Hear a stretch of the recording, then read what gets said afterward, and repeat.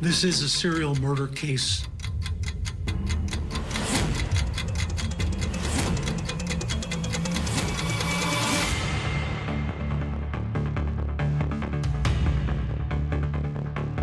All of the victims were found inside various containers across the region, giving the unknown assailant the nickname the Package Killer.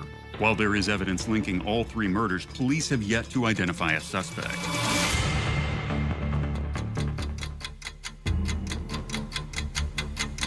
A serial murder cold case appears to have been solved. The St. Charles County Police Crime Lab linked Gary Muhlenberg to at least one of the murders by matching the DNA to samples in the FBI's DNA database. Gary Muhlenberg is already behind bars for killing Kenneth Doc Atchison, who tried to sell him a car in 1993.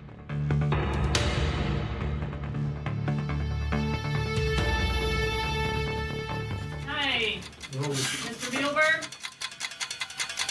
I've waited a long time to talk to you.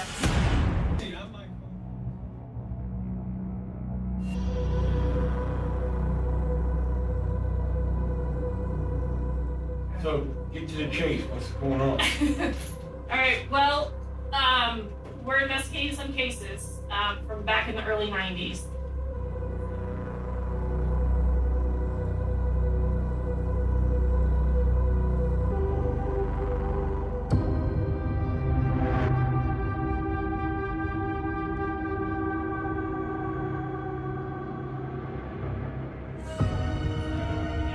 Gary Muhlenberg is someone who is a dangerous person, but who, to all appearances, appears to be a kind old man. What people need to remember is that sometimes the psychopath can appear to be benign and kind and gentle, but they're not.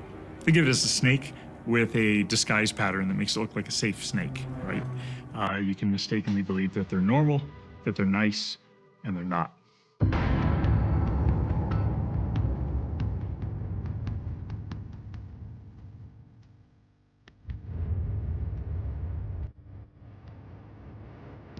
In 1993, the reason he's incarcerated at this point in time is that he has murdered a man who came to his house ostensibly to buy a Cadillac, a car that he was offering, and the body was noted to be handcuffed, stabbed, and shot while the victim was still alive, and then he kept the body in his basement. With respect to his criminal behavior, we see a pattern when we look back that there has been robberies with sexual assault that have moved on to sexual assault, murder, torturing people, so the violence has increased in its intensity and lethality.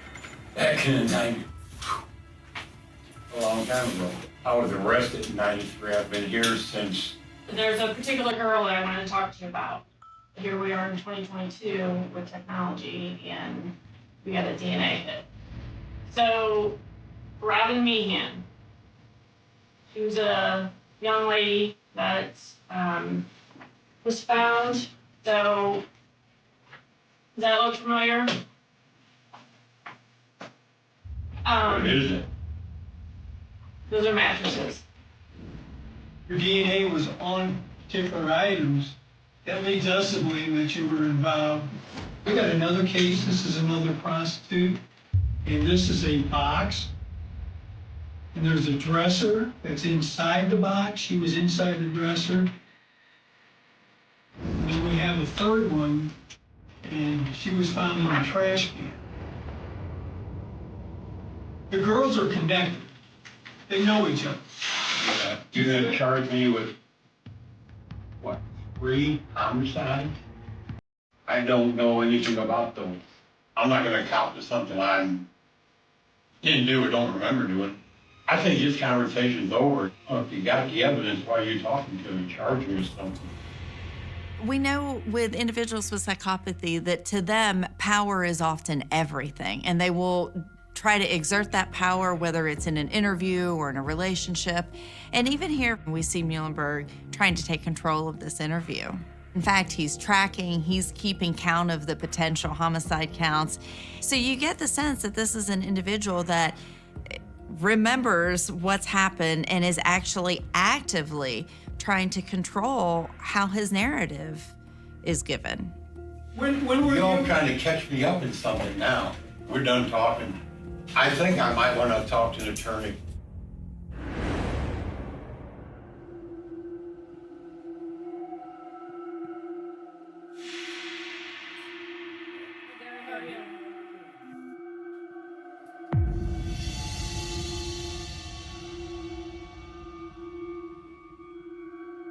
And now the tables have turned in a way because he feels like he has more control. He already is serving a life sentence without the possibility of parole. Essentially, there's not much more that can happen to him. And this interview is now very clearly self-serving. It's for him to be able to tell his story and have fun and essentially tease the investigators with information. So I'd like to start with Robin. I have a picture of Robin. I don't recognize the name, of course. It's 30 some odd years ago. So Robin was the young lady that was in between the two mattresses. I don't remember a lot of the details. Can you tell me some of the details you remember? How did she die? Strangulation. Do you remember doing it? I don't know what would prompt me offhand to kill somebody like that. Well, I wish I could. It might help clear my conscience. Let me show you another picture. This is Sandra Little. We talked about that a little bit last time, about the box. What do you remember about her? Not much at all. What kind of box? It was like plywood. It was a box that was built. Well, I sure don't remember making a box. This is Brenda Pruitt. Do you remember what you put her in? You read my mind. Just going to ask you how she was found. It was a trash can. In spite of the fact he comes into the room and looks frail and sits down, he is as cognitively sharp as you or me or anyone else who doesn't have any mental issues at all. If you didn't know him, you'd say he's kind of an old man who's sitting there who seems to be perplexed. It sounds like he's confused, he's trying to sort this out, but he's not confused at all. This is the game for control in the interview with the police. He's enjoying himself now. I don't know what prompted me to take their lives. Because I dated some pretty nice young ladies. Why I would go out and do something like this. I mean, it was venting frustration, hostilities, anger. I really do wish I knew what prompted me to do this. Because it was a bunch of mixed emotions. Embarrassment, the shame to myself, what tripped the scale to cause this to happen. Mm-hmm. I myself may never know. You know, admitting something to other people is relatively easier than accepting the responsibility to oneself. I don't know if that makes sense, but I mean, well, I wish I could remember more right now. Mainly to help me.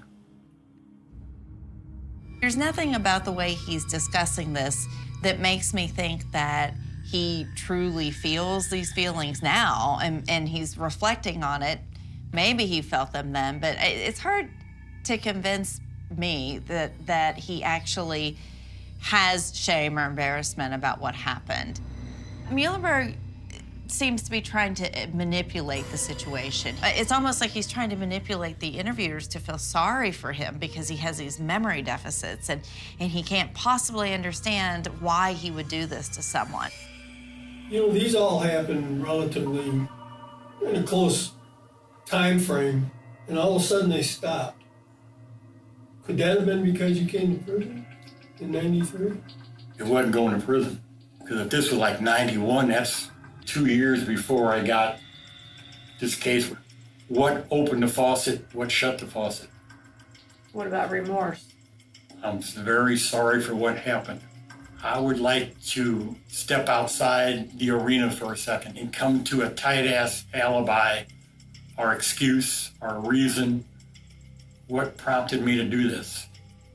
Where was my mindset at the time? I'd like to get closure on it. Thank God it didn't last very long. For what it's worth, I'm sorry. It's all self-serving. There really isn't any concern for how a family might feel or mourning the loss of other lives. It's a surface-level expression that doesn't reflect an underlying mood and feeling and perspective that what he has done in the past is terrible, has taken lives of other people, and that their families have mourned and lost them. There's not this deep sense of regret and sadness about something horrible that he's done. It's very much on the surface where he's interested in taking care of him right now. We don't know if there's more than 3. All we know is that there's, at least we got 3 of them connected. Is there a possibility there's more? I'm almost sure I've been with more ladies like this, but God, I hope I didn't kill them all.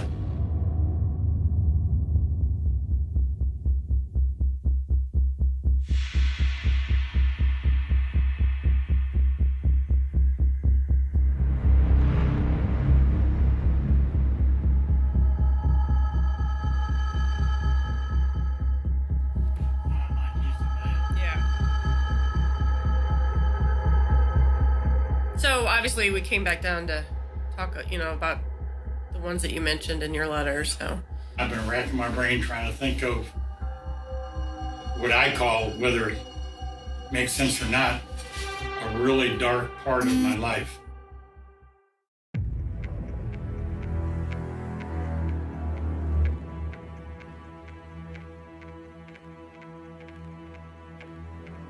Do you remember where you first came in contact with her? Probably down in South St. Louis somewhere. Some of the things are vague. I don't know if I have a mental block on it or I just don't remember or, Sure. What do you remember about that one? Not really that much except for a metal barrel, kind of like, I don't know if it was an oil drum or it had a split rim on it. Mr. Muehlberg does what we've seen in other cases of psychopathy where people will look at the police and go, I'm really sorry, I should have told you something, or they come back with more information. It's a common way of re-interacting and re-engaging the police. Then, when he's with them, he's saying, I remember a little bit, it's kind of vague, but then he throws out the tantalizing bit about extraordinary detail about the metal can that he's placed the victim in. So I'm sure he does remember more than he's saying. I think he's holding it back so that he has a little more to offer in case a new opportunity should come up. Something else will jog his memory.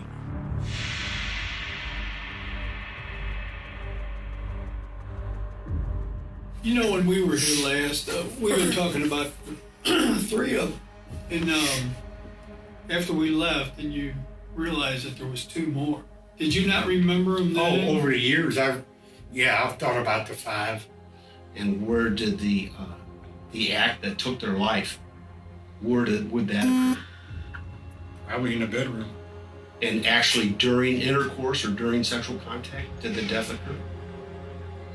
Probably afterwards. Would you do anything to prevent them from fighting? Would you restrain them at all? I know you're a big guy yourself. Yeah, I'm not sure why I would restrain them. But like you said, one of them that was tied up or something, or it had the ligature around her neck. He's getting the sexual gratification from these crimes, and individuals who sexually assault or rape other people and who engage in controlling behaviors such as binding someone typically get some sort of high off of being in control. And in these instances, he is somebody who's engaged in some sadistic behavior where, again, he is in control of people who are typically from vulnerable populations, such as in this case, many of his victims were sex workers. Was it possible that they stayed alive a lot longer after the sexual contact, before their death? No. Not in bondage or anything? Yeah, I guess maybe in bondage, but after sexual contact, I don't think they stayed on their own. I think they lost their lives probably pretty soon afterwards. After you take the life of any one of these ladies, you would have to think of something or how you're gonna dispose of the body. I didn't plan all this out before I picked them up. It's something that transpired during or right after sex. Mm-hmm. It wasn't like, well, I'm gonna go find somebody so I can kill them and dump their body. before any of these contacts, before any of all this occurred, was there ever the thought, the fantasy, the consideration of this behavior offenses? No. Like, gee, I wonder what it'd be like to Yeah. pick somebody up and kill them for no reason, and all of a sudden it's like the lights got turned out.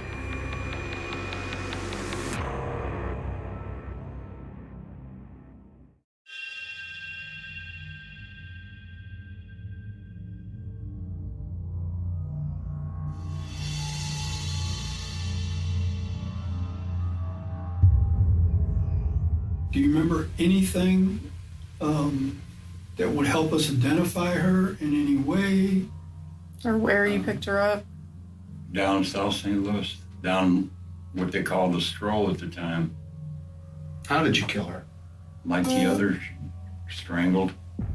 To me, when I say strangled, it means by some means, my hand, the rope.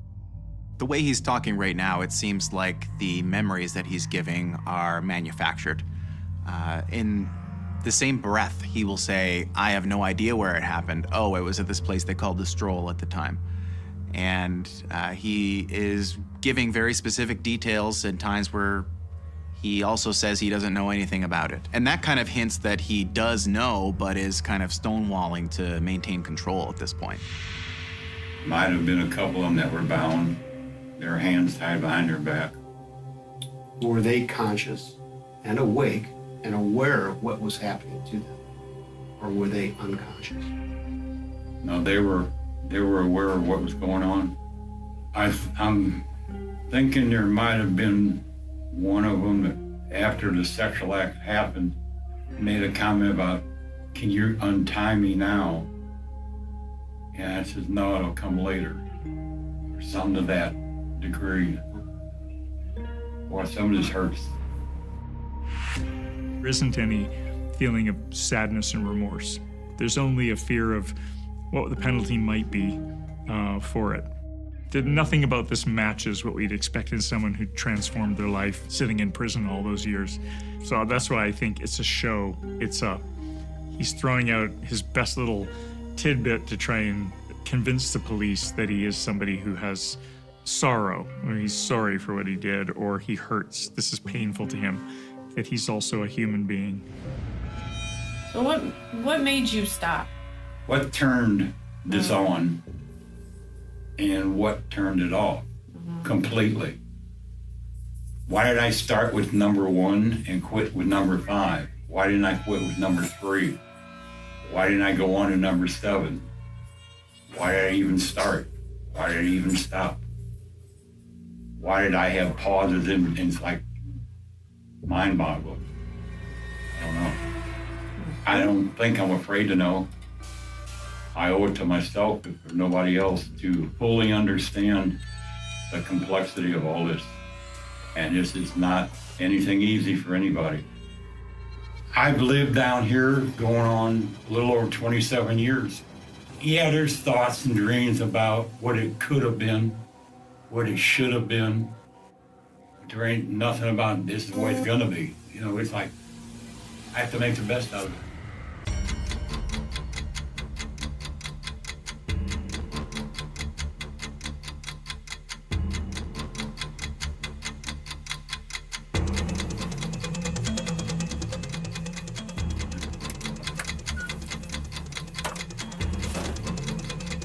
The first thing I want to ask you is, do you know where Seth's body is right now?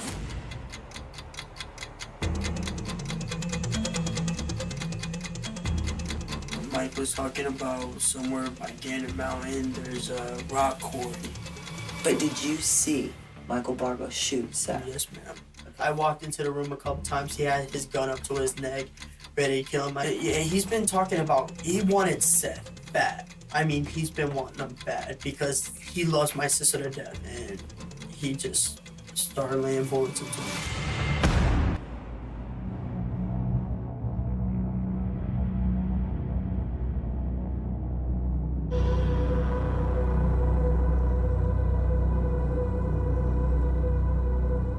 What brought Seth over to that house? I understand. Now, was your sister? No, I don't know if I got this right. Was she dating Seth at one time and then dating Mike? I guess Seth called Amber or something, and he wanted to talk things out, you know, because they've been arguing and stuff.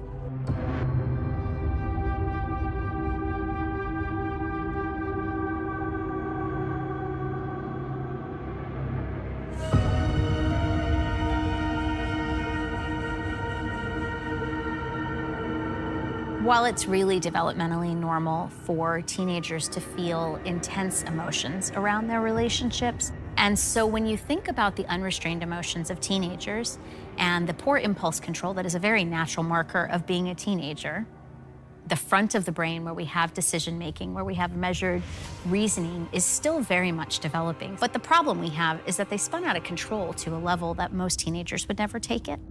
A couple days before the incident, Seth and a couple kids, you know, they wanted to come out and fight Mike, and Mike wouldn't come out there because supposedly he had a warrant out for his arrest or something like that, but Mike wouldn't go out there and fight.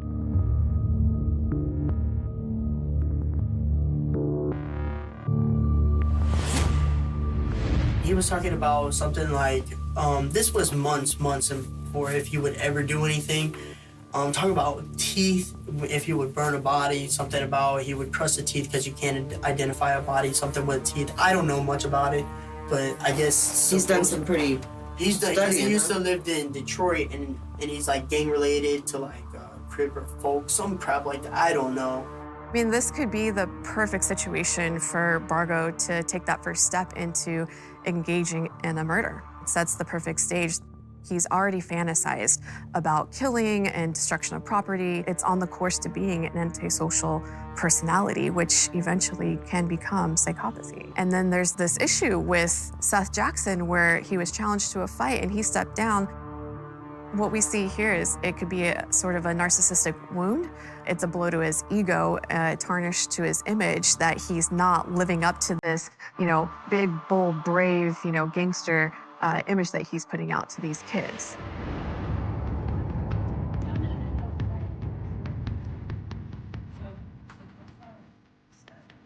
If when your mom was sitting there, I could tell you were lying to me. Yes, ma'am. All right, now let's start back at the beginning of this. So a month or so before this, you and Amber and Mike are talking about killing Seth.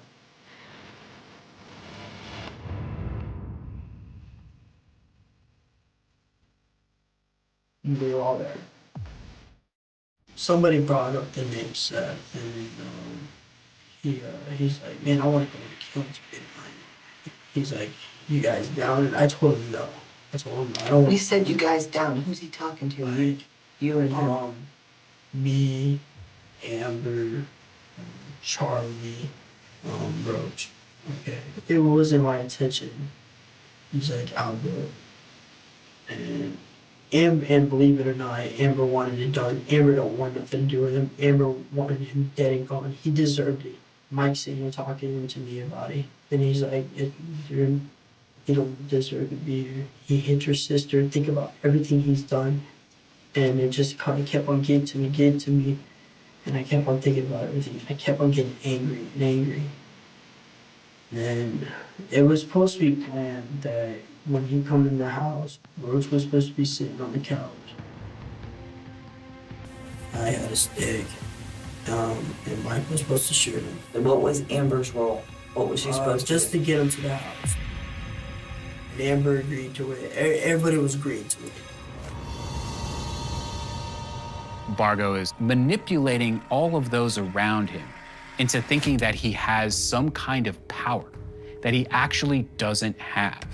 And he's chosen, right, little teenagers as his audience because he knows that he can manipulate them easier than his own same age peers or adults that actually live this life.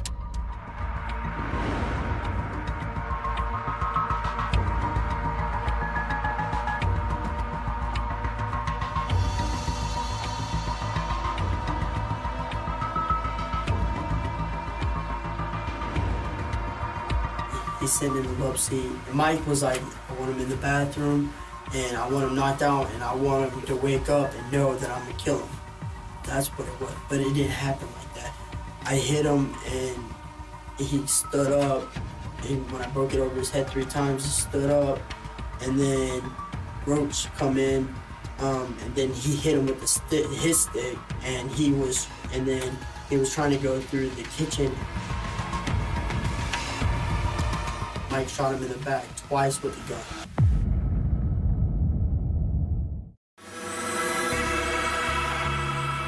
Mike put him in the bathtub. I come in and Mike's trying to break his kneecaps. Basically, we sit up almost all night long trying to burn this body. The morning come up, Mike's in the back picking teeth from his skull and playing with his tongue. He's all sick and everything. Who all cleaned the floors? Me, Amber, Roach tried to. Then he started. Then everything got burned. Is there a level of sadism here? Potentially. I think what Bargo is really doing is, again, eliciting the fear. Fear is the thing that he gets gratification from. You can't get fear from a dead body. You can only get fear from someone that's alive. The more fear he can evoke from these kids, the more intoxicated he's going to feel.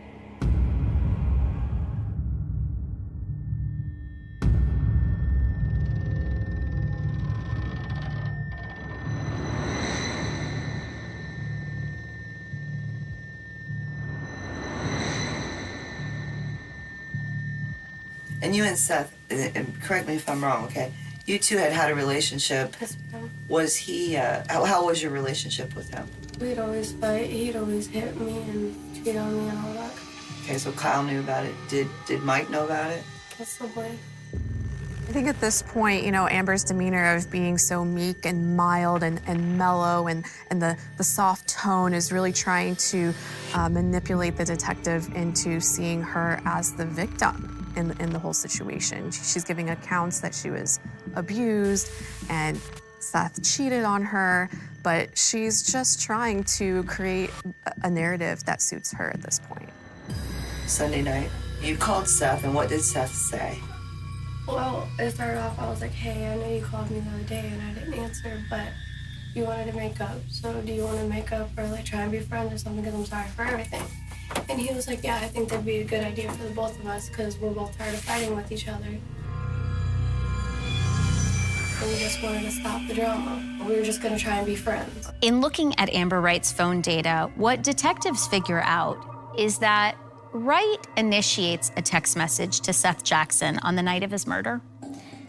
And she says that she wants to work things out. She asks him to, quote unquote, meet her at home. Sadly, Wright's ability to successfully manipulate him caused him to walk right into this trap. So what she's showing us is a much greater capacity to manipulate people, a much greater capacity to utilize her femininity, her sexuality, and her softness when she needs to access it to get people to believe she's credible and that what she's telling them is the truth.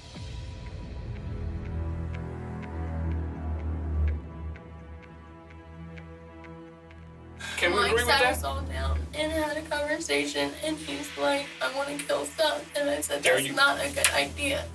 And you guys played on his emotions because of his love for her to get him to the house. Can we agree with that?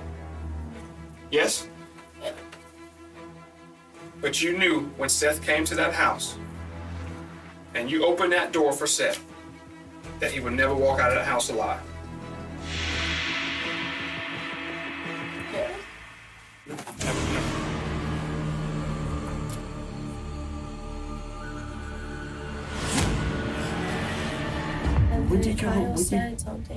What did y'all originally tell that detective? I slept to me and her walked up there, talked to him, and then he got pissed at his mom, walked away.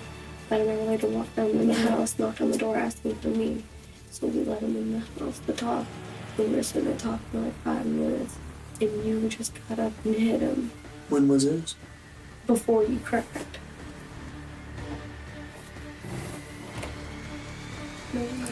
Let's each other in this whole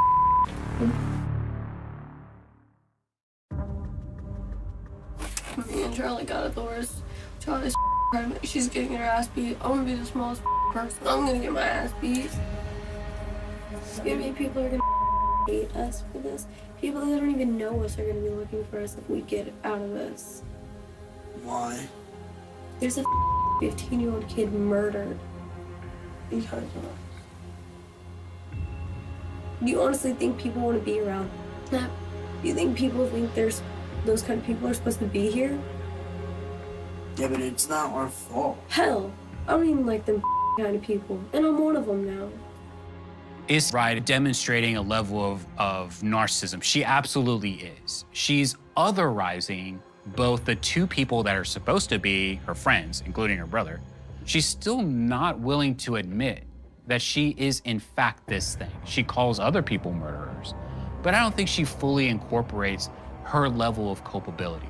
She thinks that she did this as a way of maybe placating Bargo, or maybe as a way of getting back at Seth. But in her mind, she never really thought that she was guilty. She's unwilling to attach herself to any real culpability, and she's promoting this idea that she's a victim. That is consistent with somebody who has a pattern of failure to take responsibility. Certainly, we see that in a variety of circumstances, including with budding psychopathic individuals.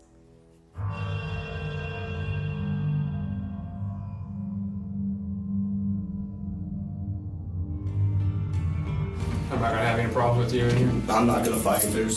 I'm not. If I was gonna run, I would have ran already. I like being the one phone call because I need to get hold of somebody. I need to call my lawyer. Alright. I got a question on what's going on. I have no idea. What the hell is going on? I think you clearly know. I can't talk to you about anything. You've already requested your attorney. You lost that opportunity to talk to me. So where am I going from here? You're gonna go right here inside this jail, inside this holding cell, until I get finished talking to some more people.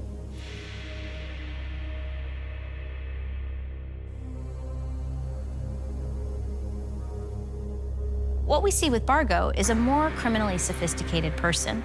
He's smart enough to know that his best strategy is to say nothing, ask for a lawyer, and let the investigators run with the investigation and do whatever they were gonna do. But what it also does for a psychopathic individual, it maintains control.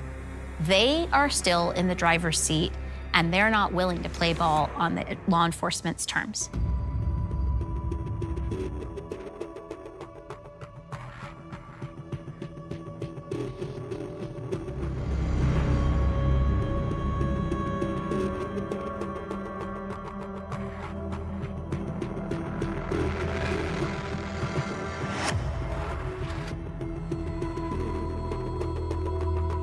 Bargo is accused of planning and carrying out the murder of 15-year-old Seth Jackson.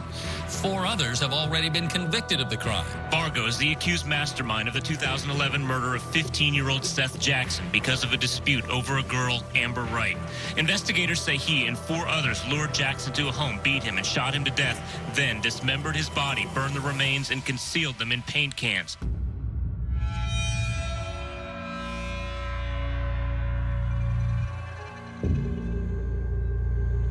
In fact, isn't it true that the reason you and Seth were feuding is because she cheated on Seth with you? She never cheated on Seth with me. She never did anything with me. And you've come in here now and you've made up this story about Seth raping her and Seth beating her, when that was not the reason you guys were fighting at all. I never made up a story. I never told you something that I didn't already hear from her. So somehow again, you're just a misunderstood victim in this whole thing. Somehow I got dragged in the middle of the night.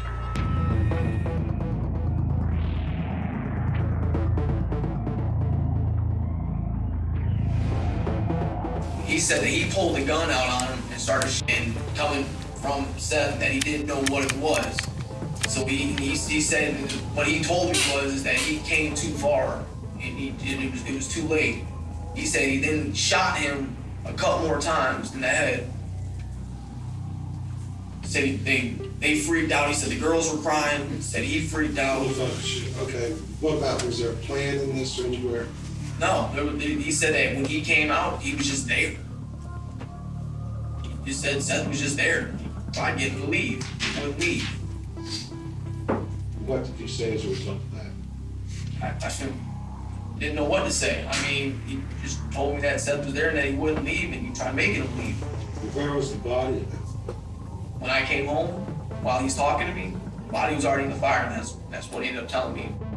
The jury, they don't need to be lie detectors. They can clearly see that everything he is saying, he's making up right then and there, because his own ego won't allow him to just take responsibility of this thing. But the reality of narcissism is that it's made out of sugar glass, right? It's not real. It can easily be penetrated when confronted. And here we have him being confronted for actually probably the first time, already as an 18-year-old who thinks himself to be a man, who has been able to manipulate little girls and little boys all around him, to be confronted by a woman in this scenario. It puts him on tilt, puts him on edge. He doesn't like that he has to defend himself. He doesn't like that he's being challenged in this way.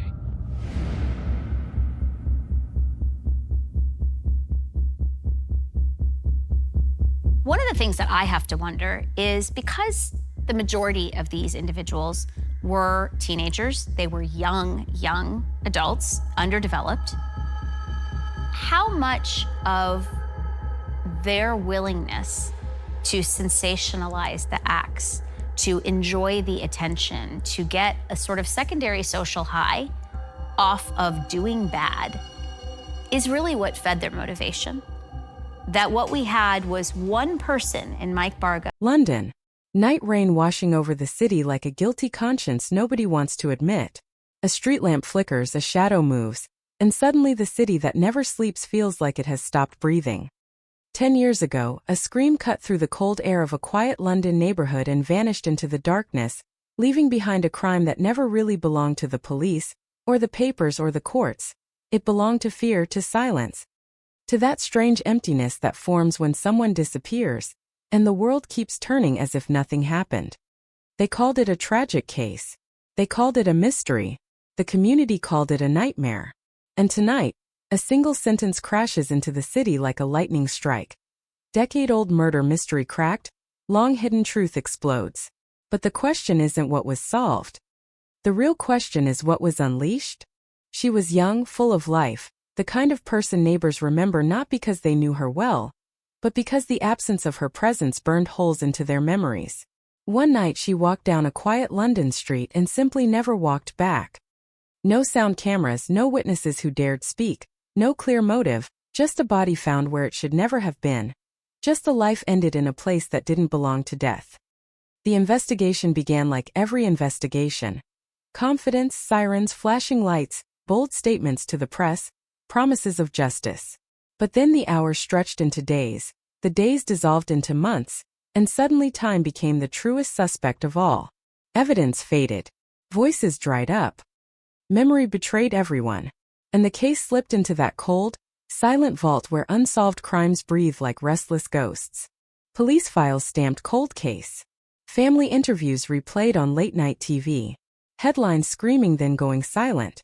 And in the silence, rumors were born. Was it someone she knew? Was it random? Was it planned? Or was London hiding something bigger? Something layered under routine life like a ticking bomb, nobody recognized until it was too late? The community tried to forget. They tried to rebuild normality. Parents told their children not to walk alone. Friends avoided that street at night. Strangers crossed the road when shadows suddenly felt too close. Life continued, but with one missing heartbeat. One unanswered question. One name that still lingered in whispers long after the candles burned out. Then, a decade later, a door that everyone believed locked forever suddenly swings open. Police sirens again. Flashing headlines again. A breaking news alert that hits like thunder. Case cracked. Truth uncovered. Arrest imminent. London stunned. The world watching. Reporters swarmed the old neighborhood as if time itself rewound and dragged them back to the crime scene. Microphones in faces. Cameras pointed at eyes that have seen too much. Old wounds torn back open. But this time something feels different. Not triumph. Not relief. Something colder. Something shakier. Something that feels like fear wearing the mask of justice. Because behind the confident announcement, behind the bold headline, behind the podium where statements sound rehearsed and brave, something doesn't add up. Something feels wrong. Too sudden. Too perfect. Too convenient. 10 years of silence and suddenly a breakthrough that feels like a puzzle snapping together. But the picture doesn't match the frame. Evidence emerges that seems new but feels old. Testimonies appear that should have existed years ago. Connections surface that seem precise, surgical, almost scripted. The suspect isn't unknown. The suspect isn't hidden in shadows.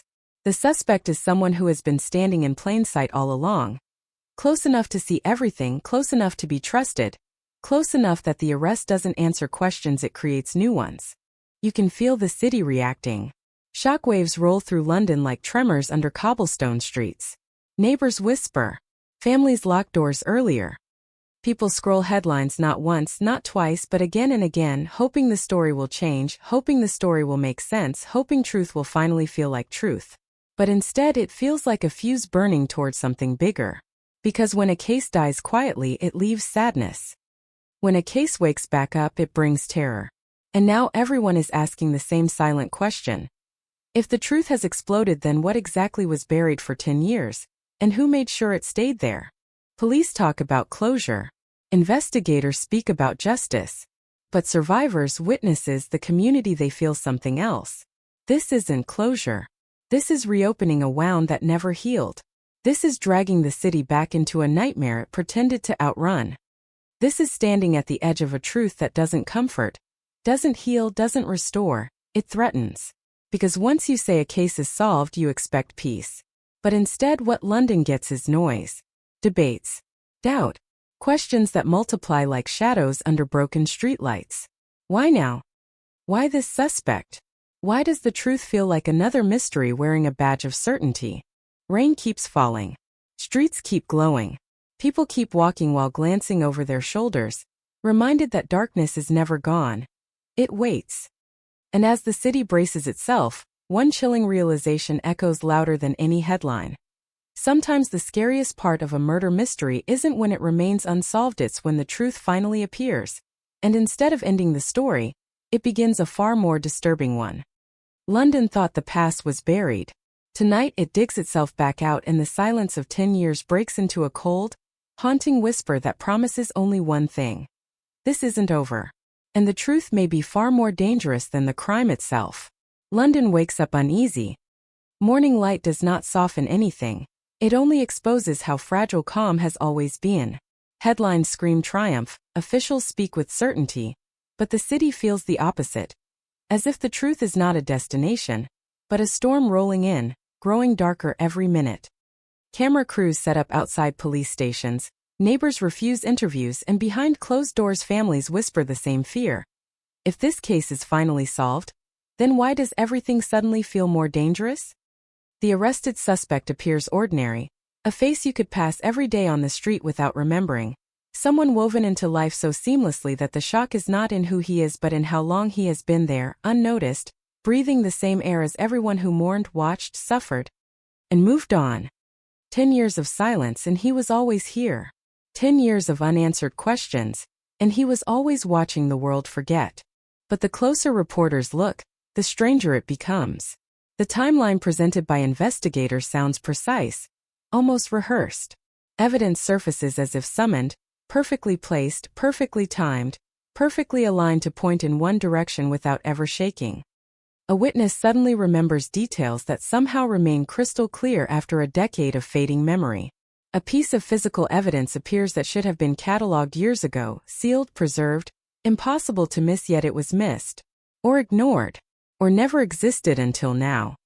And under every interview, every confident statement, you can feel doubt lurking like fog creeping along the Thames. People start asking whether this breakthrough is truly justice or a performance built for headlines, closure, and relief that feels too artificial to trust. The victim's family stands at the heart of it all, pulled back into a nightmare they never escaped, only learned to live beside. Their faces say everything the news cannot: grief that never healed, fear that returning to the past will destroy whatever fragile peace they managed to build, and that chilling uncertainty: Is this really the truth, or just another version of it? A safer one crafted to end the story even if the story isn't finished? They listen to officials speak and they do not smile. They do not thank anyone. They simply exist there, as if they know that sometimes justice comes late not because it was difficult but because someone waited. Police insist the evidence is solid. Investigators call it a triumph of persistence. But former detectives who once worked the case watch from the sidelines with uneasy eyes. They remember the dead ends, the missteps, the pressure from above, the sudden silence when leads became inconvenient. They remember how the case didn't simply go cold. It was frozen, locked away, untouched, as if someone wanted it buried rather than solved. And now, 10 years later, it returns with answers too clean for a story built on chaos. Whispers begin in quiet corners of London cafes, in private chats, in online forums that refuse to forget. Something about this does not make sense. Something about this feels forced. Something about this truth feels like a cover wrapped in certainty to hide something far worse. The suspect is not speaking. Or maybe he is, but whatever he says is swallowed before it can reach the public. He appears in court in silence, face blank, eyes unreadable, as if he knows something everyone else does not. As if he understands the role he is meant to play and refuses to cooperate with a script not written by him. The courtroom feels colder than the crime scene ever was. The air is heavy. Reporters lean forward, waiting for emotion, confession, explanation, but what they get is emptiness. And that emptiness is terrifying because silence can be guilt, but it can also be truth strangled before it has a chance to breathe. Meanwhile, the old neighborhood where the murder happened becomes haunted all over again. People who once spoke openly now lock their doors earlier, turn off their lights sooner, and avoid walking the same streets that once defined their lives. They remember the night sirens screamed. They remember searchlights sweeping through darkness. They remember police tape fluttering in the wind like a warning banner the city ignored. And as they watch new investigators revisit old ground, they feel something beneath the relief the news demands from them: dread. Because for 10 years they lived with uncertainty. Now, instead of answers, they feel watched, observed, as if the past itself is standing behind them, waiting for their reaction. Rumors start to spread again. About a car seen that night that never made it into reports. About someone powerful who lived nearby and quietly moved away shortly after the murder. About files that mysteriously disappeared from evidence rooms. About phone records that should exist but do not. The community begins to question whether the suspect truly acted alone or whether he acted at all. The word frame whispers through conversations like a forbidden incantation, and every time it appears, it refuses to disappear. Because if he is innocent, then someone is guilty. Someone's still out there. Someone who has been free for 10 years. Someone who might be watching the chaos now with perfect calm. The deeper London looks into the truth, the more unsettling it becomes. This isn't closure. This is confusion dressed as victory. This is a wound reopened and stitched with thread too weak to hold. The city can feel it. The story is not finished, and this arrest is not an ending. It is a spark. And sparks do not calm fires, they start them. So now London stands on edge, breathing slowly, waiting for the next revelation. Because every time a truth explodes, it doesn't just shine light, it blows apart everything built around it. And somewhere in this city, hidden behind curtains, standing still in quiet rooms, someone knows exactly what really happened that night. Someone knows why the case needed to sleep. Someone knows why it woke back up. And while the world stares at the suspect, while the headlines celebrate a solution, while officials speak with confidence, the real danger may be smiling in silence, unbothered, untouched, unseen. The truth has returned, but nothing feels safer. Instead, London feels like it is only just now stepping into the darkest part of the story. Night falls again and London feels heavier, like the air itself is carrying secrets no one dares breathe out loud. The city isn't sleeping. It's listening. Listening to whispers crawling through alleys, to quiet conversations behind closed doors, to the pounding heartbeat of a mystery that refuses to die. The suspect sits in custody, but instead of calm, a strange unease spreads across the city like a slow-moving shadow. If this is justice, why does it feel like danger? If the case is solved, why does the silence sound louder than ever?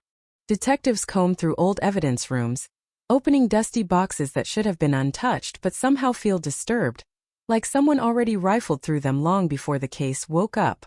Pages are missing from archived reports. Photographs are gone. Audio recordings exist without timestamps. And then there are the notes, handwritten, rushed, nervous fragments of thoughts that were never meant to be public. Words circled in ink. Pressure shut it down, too close, not safe. Notes from a detective who left the force shortly after the case went cold. Notes that read less like investigation logs and more like warnings. Meanwhile, the suspect's past begins to unfold. But instead of clarity, it creates fog. He isn't violent. He isn't known for conflict. He lived quietly, worked steadily, never drew attention. No criminal history. No sudden disappearance from records. No trail of chaos behind him. Instead, what investigators uncover is unsettling in a different way. He is normal. Too normal. Perfectly ordinary in a story that demands something darker. His connection to the victim seems thin, almost accidental, a line drawn in shaky ink rather than carved in stone. And the more the public learns, the more they feel the ground shifting beneath the truth they were told to accept. Online discussions ignite, turning into wildfire. Forums dedicated to unsolved mysteries come alive with theories that stretch across the city like spiderwebs. Some say he's guilty and skilled at hiding it. Others say he's a sacrifice, someone chosen to carry a crime that belongs to someone else. Someone more powerful. Someone unreachable. Comments flood in from people claiming they heard rumors back then. About officials visiting the crime scene before the media were allowed in. About a private meeting held in silence inside a police precinct. About a senior figure who abruptly retired days after the investigation stalled. Coincidence, they say. But London has stopped believing in coincidences. The victim's family receives anonymous letters again.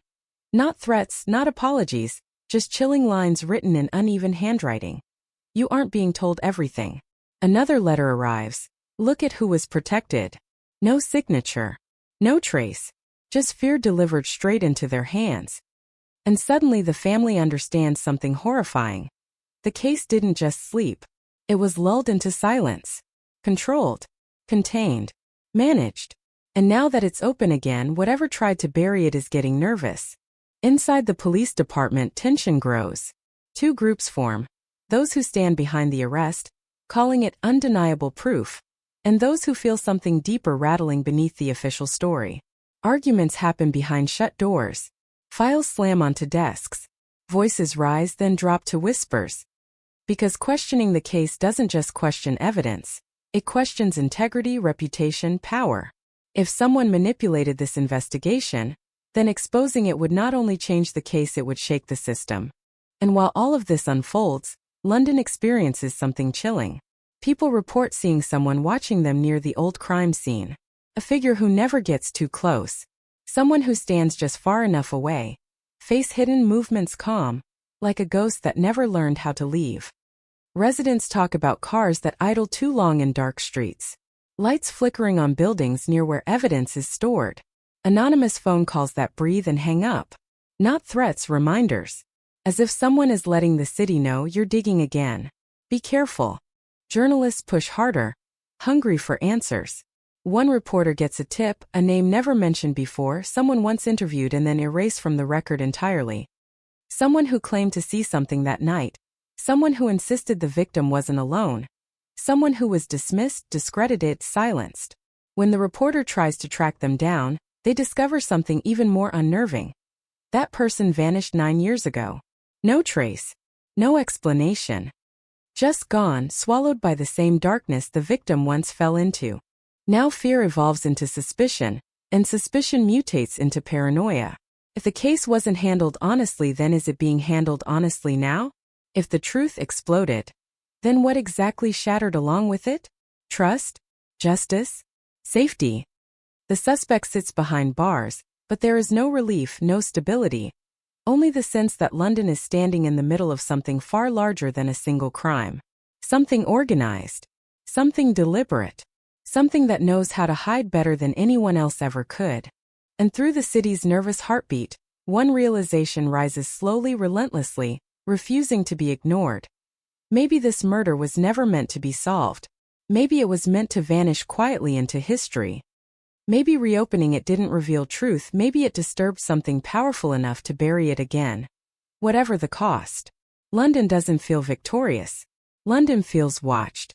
The past has returned, and it is not coming back alone. London stands in a strange in-between. Not past, not present, trapped inside a tension that keeps tightening like a wire pulled too far. The suspect remains behind bars, but uncertainty moves freely through the city, breathing through headlines, slipping into conversations, lingering like fog that refuses to lift. Authorities repeat the same words: progress, closure, justice. But no matter how many times they say them, they sound thinner, weaker, as if even the city itself no longer believes in them. Something is wrong. Something is missing. Something is being carefully held just out of reach. Behind police walls, another discovery sends a chill through the investigation team. Security logs from 10 years ago show unusual access to restricted case files, entries marked under names that no longer exist in the system, badges that were never issued, approvals supposedly cleared by high-ranking officials who now deny any involvement. Every digital trail seems to lead into a locked hallway of dead ends. Every request for transparency meets hesitation. It is as if the truth is a room everyone knows exists, but nobody is allowed to open. The case is not just a murder anymore. It is now a map of hidden hands and erased footprints. Meanwhile, the suspect's background deepens into something even stranger. Quiet life, steady work. No sudden breaks, yet scattered among the ordinary pieces are fragments that don't belong. A lost month in his employment record. A sudden move with no documented reason. A medical visit sealed under privacy laws that were suddenly tightened shortly after. Not suspicious enough to prove guilt. Not innocent enough to dismiss. His life feels like a puzzle assembled correctly, except a few pieces seem borrowed from another box. The media senses blood in the water. Interviews with experts fill screens overnight. Former police officials defend the investigation with rehearsed calm, while independent analysts tear apart the narrative piece by piece. They point out how rare it is for a decade-old case to crack this cleanly. How unusual it is for so many perfect answers to appear all at once. Viewers watch, not knowing who to believe, feeling pulled between relief and dread. Some cling to the idea that justice has finally arrived. Others feel haunted by the possibility that justice has been replaced by something designed to look like it. Then something happens inside the station. One detective, someone who has remained quiet until now, suddenly requests reassignment. No explanation. No press statement. Just a silent retreat. Colleagues notice his hands shaking. They notice the way he avoids eye contact. They notice the way he leaves the building like someone running from a burning house, even though no flames are visible. That same night, he sends a private message to a journalist. Stop celebrating the arrest. You're looking at the wrong monster. Seconds later, his number disconnects. The journalist tries to call. No response. The phone dies into silence. The city reacts like a living organism sensing danger. Streets near the old crime scene feel colder again, as if memory itself chills the air. People avoid speaking the victim's name out loud, afraid the past might hear them and answer back. The victim's family feels eyes on them. From media, from authorities, from something unseen. They feel like pawns in a story being rewritten around them. Their grief is no longer private. It has become a battlefield everyone is fighting on. Except them. They are just standing in the center, forced to absorb every impact. Meanwhile, quiet surveillance appears around places connected to the case.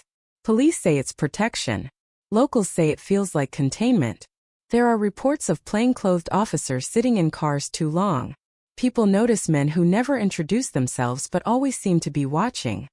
They say the city is being kept safe. But safe from what? From the truth or from the consequences of discovering it? And then a new piece of information leaks. A detail never released to the public from the original investigation. A detail that only someone close to the crime would know. It appears online anonymously, spreading fast. Impossible to erase once it escapes into the world. It contradicts official reports. It challenges the narrative. It suggests the victim was not chosen randomly. It suggests someone else was meant to be there that night. Someone connected to influence.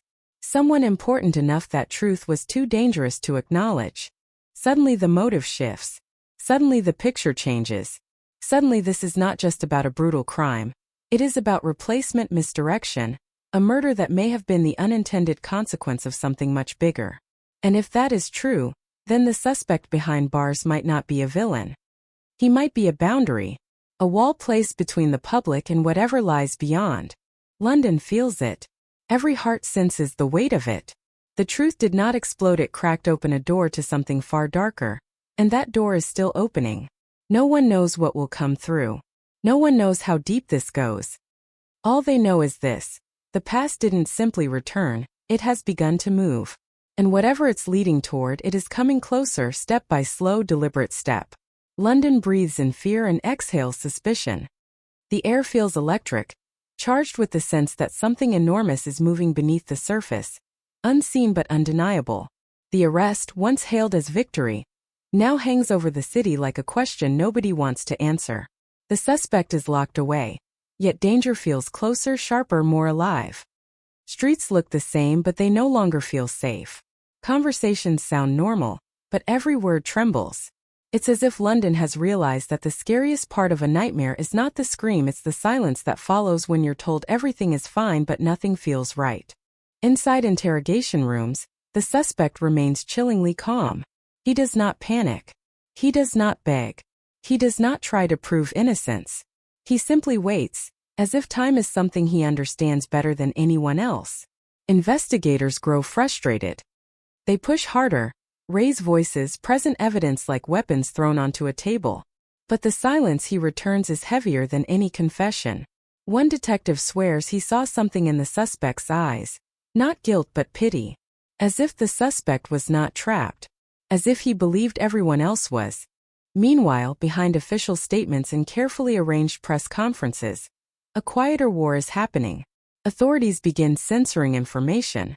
Reports that once flowed freely now disappear before they reach the public. Journalists who dig too far suddenly lose access. Questions at briefings go unanswered. Words like confidential, ongoing review, internal investigation start appearing more often than facts. The message is clear. Stop asking. Accept the story. Move on. But London can't move on. Not anymore. The city has tasted uncertainty, and now it refuses to swallow anything that looks too polished. In the victim's neighborhood, fear becomes memory, and memory becomes movement. Old witnesses begin reaching out to each other for the first time in years, trading fragments of moments they once tried to forget. A strange picture begins to form. Not complete, not clear, but undeniable. A car that did not belong. A sound that did not match. A figure who shouldn't have been there but was. Details dismissed as insignificant back then now look like warning signs ignored until it was too late. They realize something horrifying. Maybe they weren't wrong before, maybe they were silenced into believing they were. Then comes a break nobody expected. A former officer, someone long retired, someone who vanished from the public eye after the case froze, decides not to stay silent anymore. In a shaky voice, over a private recording that leaks into the world within hours, he admits there was pressure. Pressure from above. Pressure to shut down leads that pointed too high. Pressure to stabilize public confidence. Whatever that meant. He never says names. He never says specifics. But the implication is enough to hit London like a thunderclap. The truth wasn't lost. It was interrupted. Suddenly the suspect's role twists again. Is he guilty? Is he innocent? Or is he something worse? A distraction so perfect that the real story can walk right past without being noticed? Analysts begin to tear apart every public detail. Why did the timeline suddenly fit so neatly? Why did evidence appear exactly when it was needed? Why did the case unlock at the exact moment attention benefits certain people and blinds everyone else? It feels less like discovery and more like choreography. And as theories rise, something much darker slips into the story. Fear that the murder was never meant to be solved, because solving it would reveal things far beyond a single crime. Things that involve influence, protection, power. Suddenly this case stops belonging to just detectives and grieving families. It now belongs to everyone who ever believed justice was simple, honest, reliable. Because if this case can be controlled, what else can be? Meanwhile, the detective who vanished after warning the journalist is still missing. No contact. No update. No acknowledgement. Authorities say nothing. His absence is treated like it never existed. And that silence becomes louder than any news report. People don't just suspect something anymore, they expect it. They brace themselves. Late one cold evening, something happens outside the victim's old neighborhood. Police cars appear without sirens, stopping in eerie quiet. Officers move with controlled urgency. Tape goes up. Lights come on. Nobody knows what they found. Nobody knows why they arrived. The public isn't told. The media is kept away. Just flashes of blue light staining the night sky, reflecting off windows, reflecting off eyes that refuse to look away. Whatever it is, it's not over. London feels it in its bones now. This isn't closure. This is escalation. This isn't truth revealed. This is truth fighting to survive. The decade-old murder mystery was declared cracked, but the explosion didn't end anything. It blew the story open, shattered illusions, ripped the mask off something that was never supposed to be seen. And now, somewhere in this city, the real answer is moving. Watching. Waiting. And the most terrifying realization settles in like cold fog creeping across the river. The deeper London goes searching for the truth, the clearer it becomes that the truth has been searching for London too. London stands on the edge of something it cannot see but can feel pressing closer, like a presence in a dark room that refuses to reveal its face. The case, once celebrated as a triumph, now feels like a cracking mirror. The more people stare into it, the more distorted the reflection becomes. Questions multiply, doubts sharpen, fear settles in, and through it all, one truth grows impossible to ignore. Whatever lies beneath this story was never meant to be touched. Inside police headquarters, tension snaps like lightning in silent halls. Meetings are held behind locked doors. Voices rise, then drop into murmurs. Files vanish, reappear, vanish again. Officers who spoke too confidently earlier now choose their words with surgical care. They don't say solved anymore. They say under review. They don't say confirmed. They say ongoing. Even their language is trembling. And when the press tries to push harder, they are met with calm smiles stretched too tightly, like masks barely holding together. The suspect remains in custody, but something about him has changed. He no longer looks like someone caught. He looks like someone waiting for everyone else to catch up. He watches every question with a strange calm, every accusation with a quiet stillness that feels unsettling. One psychologist who evaluates him walks out pale, refusing to comment. Another writes a cryptic report that never reaches the media, only containing one haunting observation. He does not behave like someone afraid of consequences, he behaves like someone prepared for them. Prepared. Expecting. Almost resigned. Then a new wound rips open the case. A confidential file leaks. Not to news stations, not to officials, but straight to ordinary people through anonymous accounts. It contains fragments of the original investigation that should have remained buried forever. Surveillance notes never logged, interviews marked void, photographs labeled restricted, and one chilling annotation written in hurried handwriting. Do not involve him. Above clearance. Above clearance. Higher than detectives. Higher than standard authority. Higher than the truth the public was allowed to see. Suddenly a name starts to surface. Not publicly. Not loudly. But in whispers. In cautious conversations. In warnings spoken like curses. A name tied to political influence, financial power, and connections that stretch beyond the city like invisible chains. A person once rumored to have ties to the victim's circle. A person who left London shortly after the murder and never quite answered why. Nobody dares say it out loud on television. Nobody prints it. But everyone who hears it feels the same cold shock in their chest. Because if that name is even remotely tied to the truth, then this case was never just about justice, it was about protection. Journalists begin vanishing from the narrative. Not physically, professionally. Stories that were scheduled suddenly delayed. Investigations abruptly redirected. News anchors read scripts that feel sanitized, hollow, stripped of danger. It's as if an invisible hand gently pushes the city away from the fire, whispering enough. But London is no longer willing to listen. People want answers. They want reality stripped bare. They refuse to be protected from the truth any longer, even if the truth is what they should fear most. Meanwhile, something stirs in the victim's family. Their grief, once quiet and exhausted, now turns sharp. Determined, they begin questioning officially, demanding meetings, requesting transparency, and every time they push, they feel resistance disguised as care. It's complicated. It may jeopardize the case. You need to trust the process. But trust feels like a luxury they can no longer afford. Their lives were shattered 10 years ago. Their trust was shattered with it. Now they want what was always denied to them: honesty. Then in the dead of night, the story fractures again. Emergency vehicles swarm a location linked to evidence storage. No alarms. No announcements. Just sudden movement, urgent and controlled. Inside, a section of archived material is found compromised. Access logs erased, cameras malfunctioning, physical files missing. Not random files. Not scattered records. Only pieces tied directly to the newly whispered name. Someone isn't just hiding the past. Someone is actively reshaping it. And London feels it like a tremor. Something powerful is still working in the shadows. Something that refuses exposure.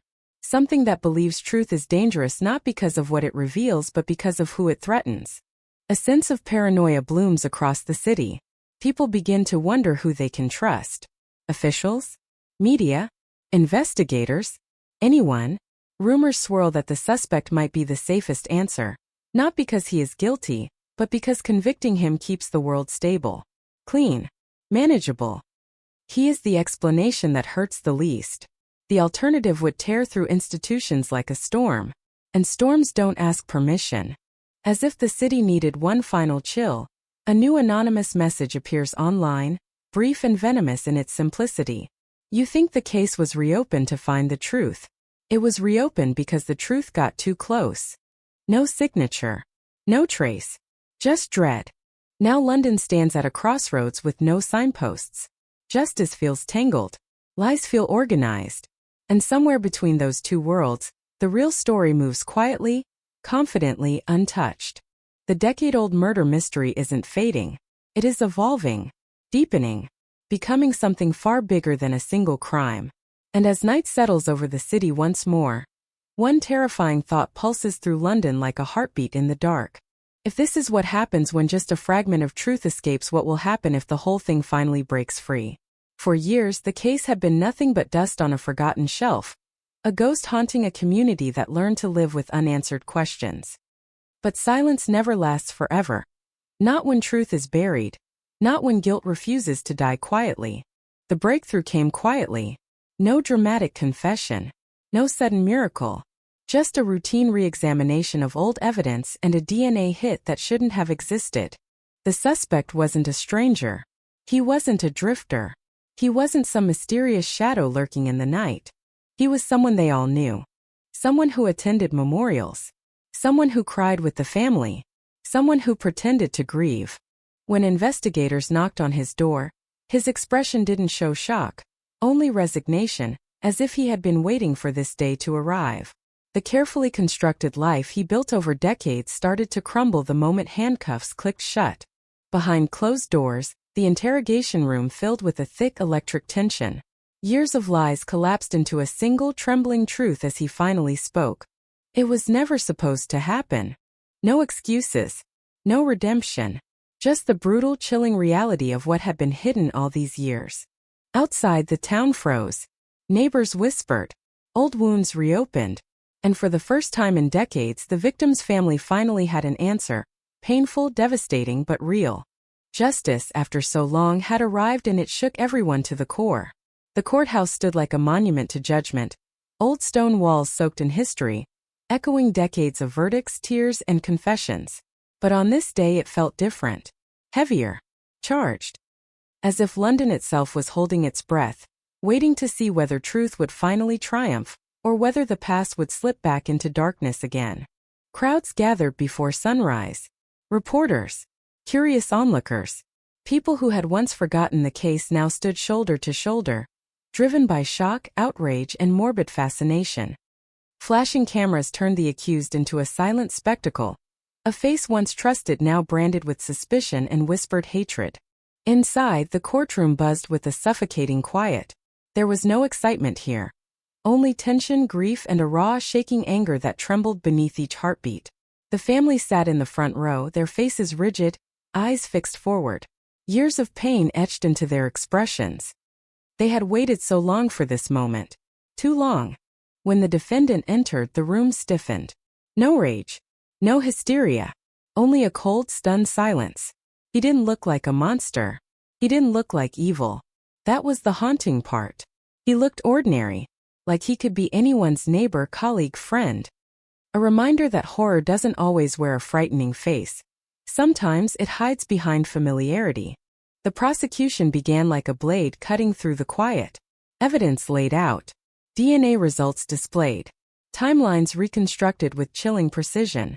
Photos never meant to be seen again projected like ghosts returning to demand justice. Every word hit like a hammer. Every detail reopened wounds that never properly healed. The courtroom could feel the weight of it, the slow, methodical unraveling of lies, the exposure of a facade carefully maintained for years, the transformation of suspicion into chilling certainty. Then came the witnesses. Old friends who never suspected a thing. Neighbors who remembered strange behaviors they once brushed aside. Investigators who had carried the case like a burden, haunted by the one that got away, until now. And slowly, piece by brutal piece, the narrative tightened around him. No escape. No shadow of doubt strong enough to save him. But the defense fought back. Psychological pressure. A tragic accident. A moment of panic, not malice.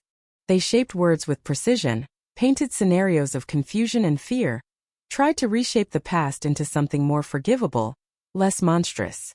They questioned procedures, motivations, even technology. They fought to blur the line between intentional cruelty and human weakness. But the jury didn't flinch. The family didn't blink. The city didn't forgive. Then, the most devastating moment of all, the emotional testimony. A family member took the stand, voice trembling, hands shaking, yet strong, unbreakable. They spoke of an empty chair at every holiday, a smile that would never return, memories frozen in time while the world moved on without mercy, and the unbearable cruelty of knowing the truth was out there, hidden behind someone's normal life, someone's everyday acts, someone's casual lies. You could feel the courtroom fracture under the weight of that grief. Even the accused finally broke. Tears. A lowered head. A whisper of regret that came far too late. But regret doesn't erase death. Remorse doesn't reverse time. And apologies don't resurrect the past. The jury disappeared behind closed doors, carrying with them the final judgment. The city waited like a living organism holding a single breath. Minutes stretched into hours, each second a slow drumbeat of anticipation. When they returned, the silence was absolute. One word changed everything. Guilty. It didn't roar. It didn't explode. It fell quietly but hit with the force of an earthquake. The family cried, not in celebration but in release. Investigators finally unclenched years of frustration. The accused closed his eyes, as if finally accepting the truth he had tried to outrun for a decade. Justice had come. Slow. Relentless. Unforgiving. But justice is never simple. Because while the verdict brought closure, it also reopened the emotional wreckage buried beneath years of endurance. The city celebrated, yes, but it also mourned again. The wound had been forced open to heal, but healing always hurts. As he was led away, the courthouse returned to noise. Reporters shouted. Doors slammed. History recorded another verdict. But beyond the headlines, beyond the cameras, beyond the echo of the judge's words, something else lingered. A cold realization that evil had lived among them unnoticed, smiling politely, shaking hands, attending funerals, blending into life like a shadow that no one knew to fear. The truth was out. The mask was gone. The story was reaching its climax. Yet one final question pulsed beneath the surface. Was this truly the end, or was there still something left buried in the dark? When the courtroom emptied and the echo of the word guilty faded into the stone corridors, London didn't erupt into relief. It sank into a strange, trembling quiet. Streets that once buzzed with speculation now carried a different kind of weight, as if the city itself was trying to process what had truly happened, as if the truth had finally surfaced but left behind a ripple no one could control. Justice was declared, the chains were locked, the sentence sealed. And yet nothing felt finished. Nothing felt healed. It felt like the final note of a symphony that refused to die out, hanging cold in the air, refusing to let anyone forget. Outside the courthouse, cameras shut down, microphones powered off, but the haunting story didn't stop. It simply slipped into the shadows where whispers live longer than headlines. People walked slower. Conversations paused mid-sentence. Families held each other tighter, suddenly aware of how fragile trust is, how thin the line can be between normal life and devastating horror. The city wasn't celebrating victory. It was staring into the mirror and realizing it never truly knew the face reflected back. The family went home first, but home wasn't the same anymore. Their house wasn't a safe haven. It was a monument to absence, to years stolen, to laughter that would never echo through those rooms again. They sat together but felt the missing presence like a physical weight. Justice doesn't bring back voices. Verdicts don't restore futures.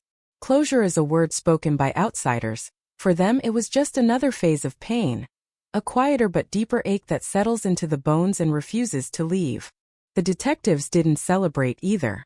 They sat alone in their cars, staring through windshields fogged by tired breaths, replaying every failure, every wrong turn. Every night the case haunted their sleep. Victory tasted bitter. It always does when it comes too late. They solved the puzzle, yes, but time had already eaten away everything that mattered. They didn't feel like heroes. They felt like witnesses to damage they couldn't undo. They closed the file, but the case stayed with them, burned into memory, carved into conscience.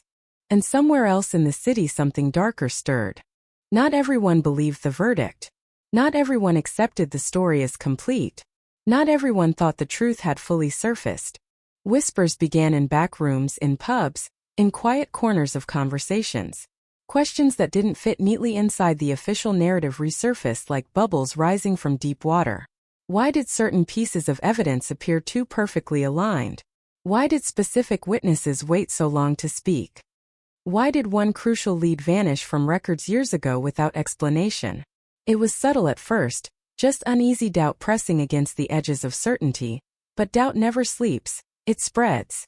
Investigators revisited archived materials late at night when no one was watching, scrolling through reports illuminated by cold fluorescent lights, stopping at lines that suddenly felt wrong, out of place, suspiciously convenient. Something in the investigation timeline didn't sit right. Something in the suspect's behavior didn't match the brutality of the crime. Something about the way the truth surfaced felt less like discovery and more like direction. As if someone had guided the story to this ending, pushed it, shaped it. And then a new detail surfaced. Quietly, almost accidentally, almost like fate nudging the city awake again. A long-lost file. A forgotten phone record. A face in the background of an old CCTV clip that nobody noticed until now. And just like that, the cold air thickened again. Someone else may have been there. Someone else may have known more. Someone else may still be free. Rumors grew teeth. Conversations sharpened. Even the family, exhausted and desperate for peace, felt something uneasy stirring inside them. It wasn't doubt about the guilt. It was fear that guilt wasn't alone. Fear that the story everyone accepted as finished was only one layer of a deeper, darker truth. Fear that the real mastermind, the real shadow behind the crime, had never once stepped into the light. Meanwhile, inside a prison cell, the convicted man sat in silence. No tears. No anger. Just a strange, unsettling calm. He didn't sleep. He didn't eat much. He just stared at the wall, unmoving as if he was waiting for something. Guards walked past and felt uneasy, though they couldn't explain why. There was something in his expression, something like resignation, yes, but also something like protection. As if he had taken the fall willingly. As if his silence wasn't defeat, but loyalty. As if he wasn't alone in this story, and he knew it. Weeks passed, but instead of fading, the case began bleeding back into the city's consciousness. News outlets returned. Old experts resurfaced. The public, who had tried so hard to move on, found themselves dragged back into the mystery they thought was finally buried.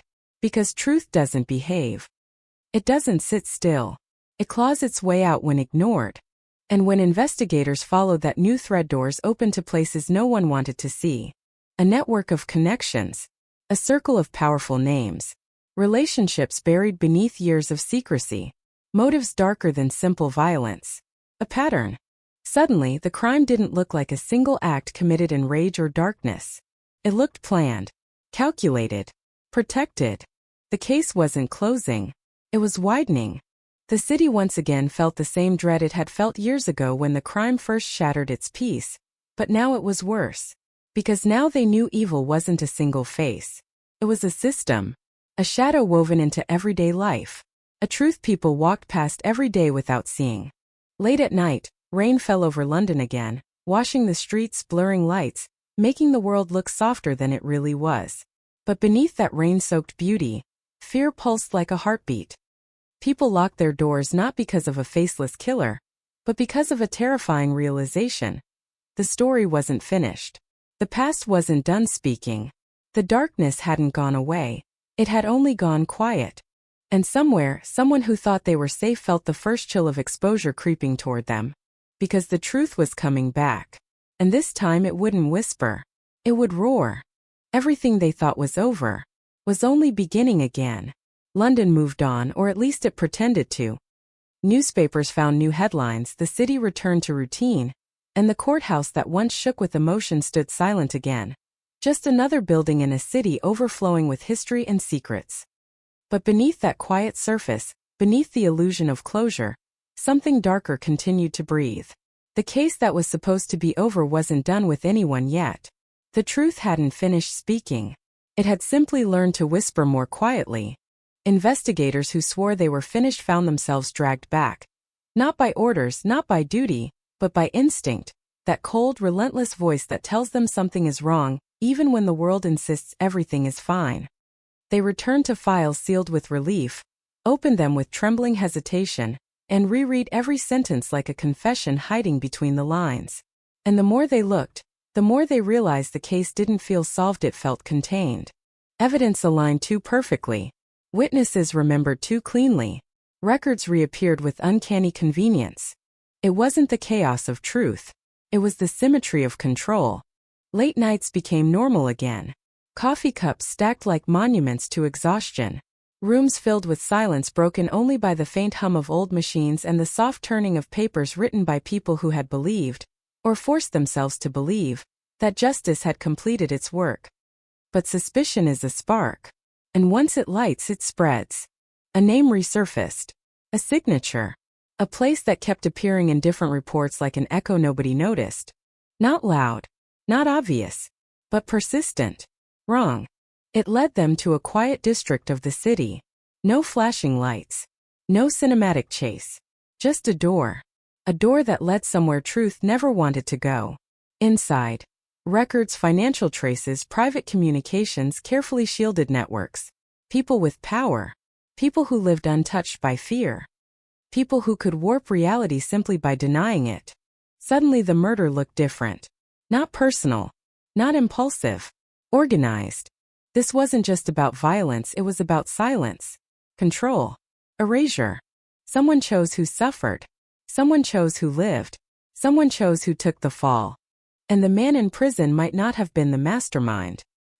He might have been exactly what he appeared to be now. A shield. A wall. A final barrier protecting someone who still walked free. Meanwhile, the city began to sense it. Not through headlines. Not through announcements. But through atmosphere. A nervous tension crept into conversations. A fear of saying the wrong thing. A sense that someone somewhere was listening. Old acquaintances of the convicted man went quiet. Businesses closed unexpectedly. People disappeared from social media as if erasing themselves might erase the past. And witnesses who once stood confidently began to doubt their own memories. Or perhaps they didn't doubt. Perhaps they simply remembered the threats buried beneath polite smiles, the warnings disguised as advice, the quiet reminders that some truths are too dangerous to speak aloud. But truth has patience. It doesn't rush. It waits. It watches the world pretend. Then it moves. One investigator, unable to shake the feeling, went back to where it all began. The original crime scene, now ordinary, now forgotten by most, now another address in a map of thousands. But standing there in the silence, surrounded by the weight of absence, they felt it. The wrongness. The unfinished story. The missing presence.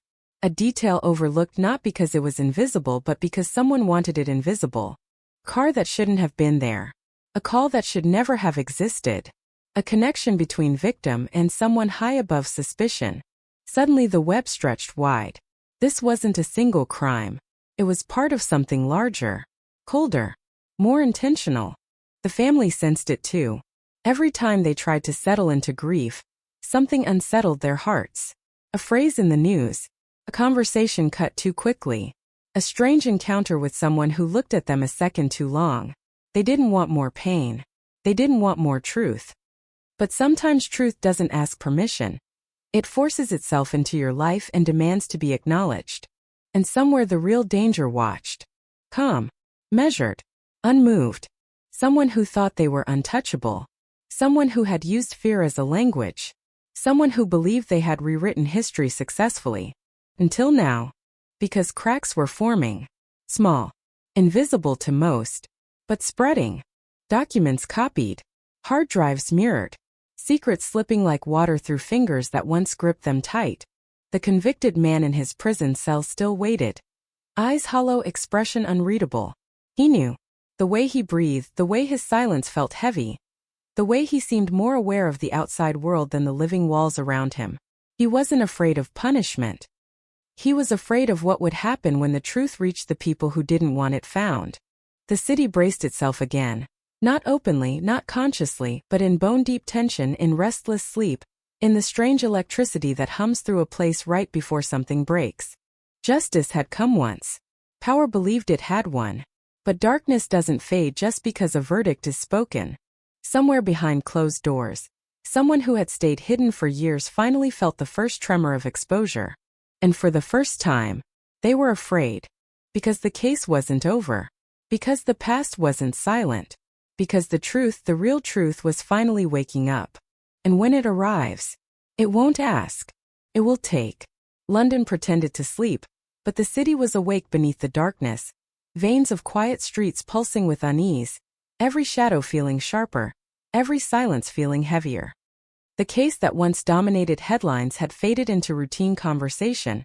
A memory people tried to push aside. But truth has a way of haunting those who tried to bury it.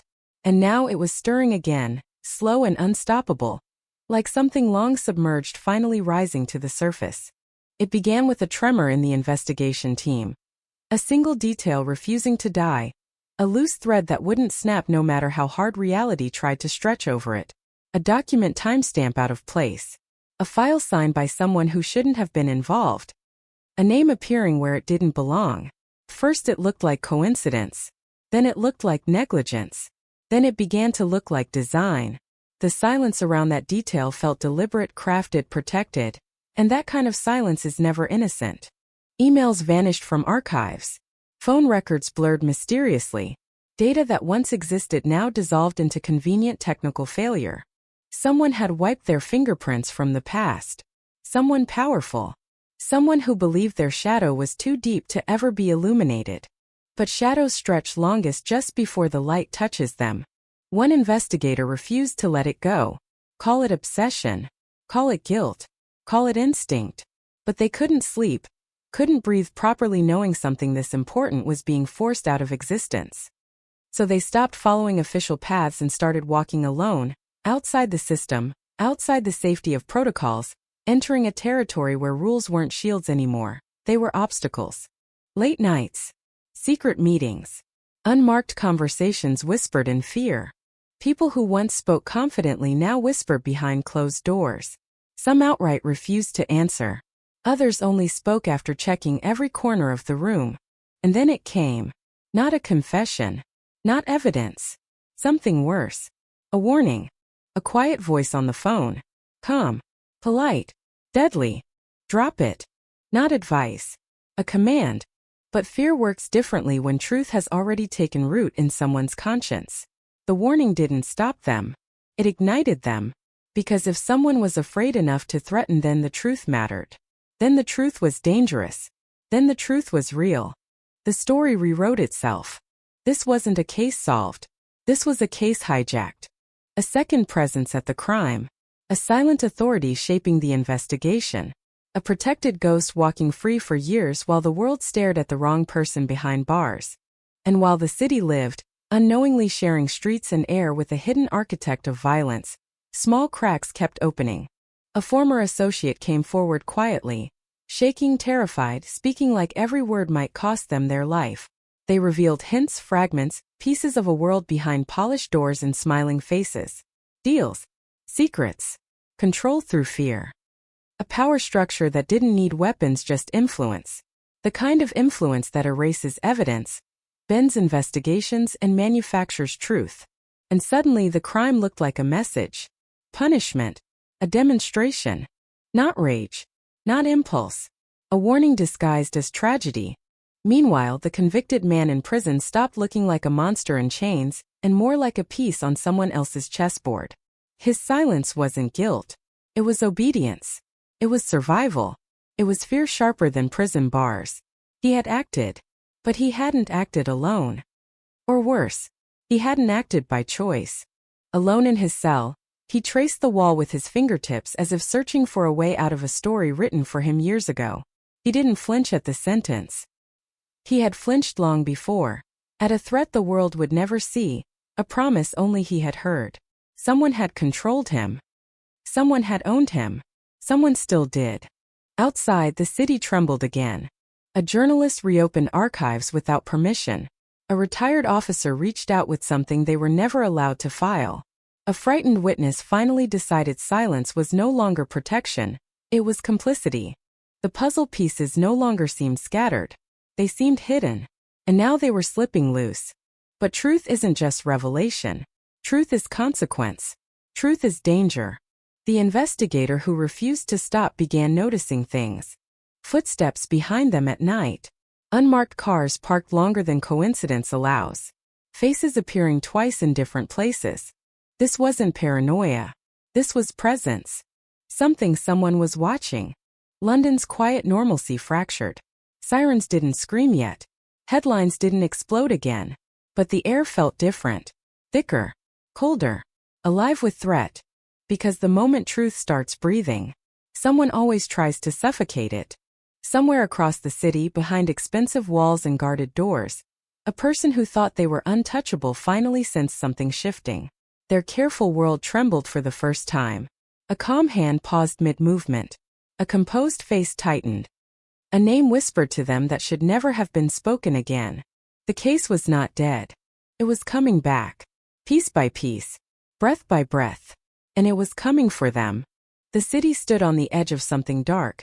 Not the horror of a crime committed, but the terror of realizing the past had never ended. It had simply been waiting. And for the first time, the real villain finally felt fear. The city didn't know it yet, but London had entered a phase where fear no longer hid in the shadows. It began to sit beside people, breathe with them, sleep in their houses, slip into their thoughts. Something unseen was stirring, something old and dangerous and deeply threatened by the idea of being exposed. The truth wasn't just rising anymore, it was hunting. And the ones who once controlled the narrative could finally feel the cold breath of consequence creeping toward them. The investigator who refused to let the case die became the silent pulse of this awakening. Days blurred into nights. Nights dissolved into endless hours of obsession, and the world outside shrank to nothing more than rain-glossed streets and rooms bathed in flickering artificial light. Their desk was no longer a workspace. It was a battlefield, stacked with files, notes, recordings, maps pinned with threads like veins connecting wounds across the city. And at the center of every line drawn the same shadow, the same presence, the same silent architect of chaos. But the deeper they dug, the more they felt it. Pressure. Observation. A weight pressing against their life. Calls dropped mid-ring. Emails bounced back. Access permissions suddenly revoked. The system that once supported them had begun to turn its back, slow at first, then clearly, deliberately. Doors that should have opened stayed locked. Requests that should have been routine suddenly required endless authorization. Colleagues who were once allies avoided eye contact. Fear spread through the structure like a virus, quiet but devastating. People weren't refusing because they didn't care. They were refusing because they were afraid of who might be listening. And someone was listening. Somewhere across the city, in a room where wealth masked cruelty and power disguised itself as civility, A figure reviewed information that should never have reached them. Surveillance logs. Interception notes.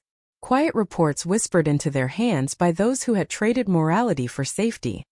With every update, their calm veneer remained intact, but inside, something ugly twisted. Control was slipping. Narrative was bending. The past was no longer buried beneath influence. It was clawing up through layers of lies like something alive. The crime they engineered years ago had been intended as a message, a correction, a punishment dressed as tragedy. It was meant to terrify, to control, to erase disobedience by turning a human life into a warning sign. And for years it worked. Silence was maintained. Fear kept everyone obedient. The world accepted the wrong villain. The city slept under carefully constructed illusions. Until now.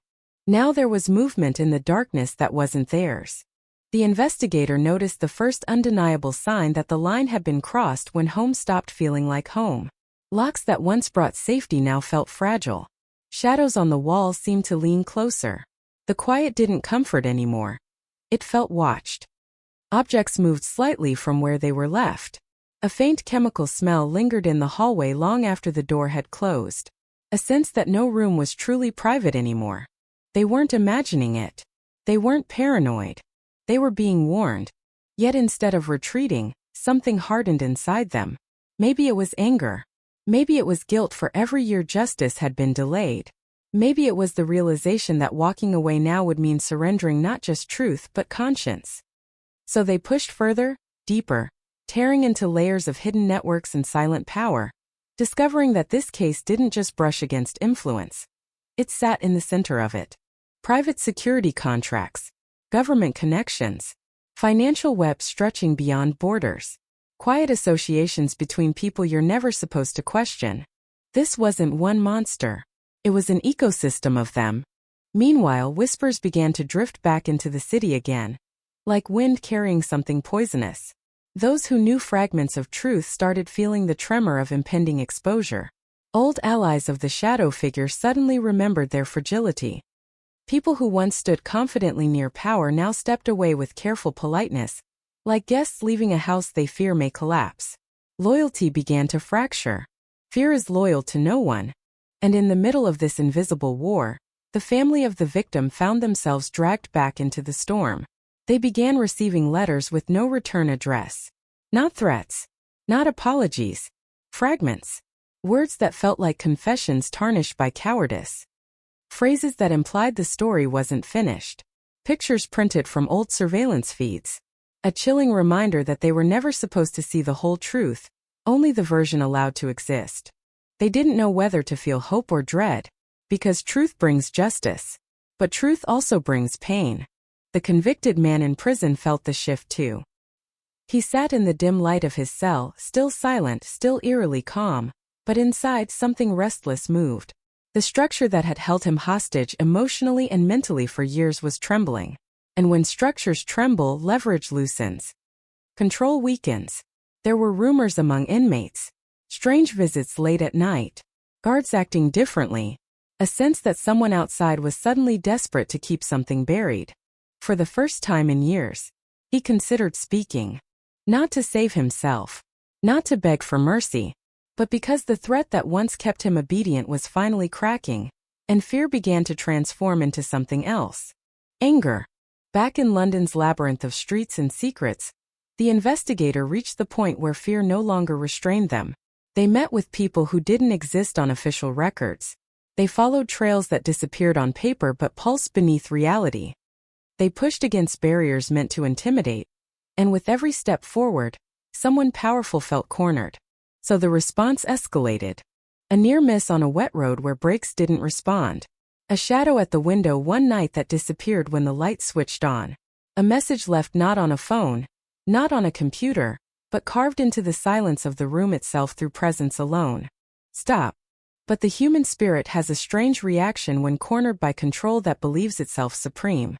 It doesn't always break. Sometimes it burns. And now there was a fire inside the investigation. A relentless, consuming determination that refused to be negotiated with. London began to tense again, the way a city does when it senses something approaching but can't yet see its shape. Not through noise, through atmosphere, through instinct, through the quiet, collective awareness that the ground beneath them wasn't stable anymore.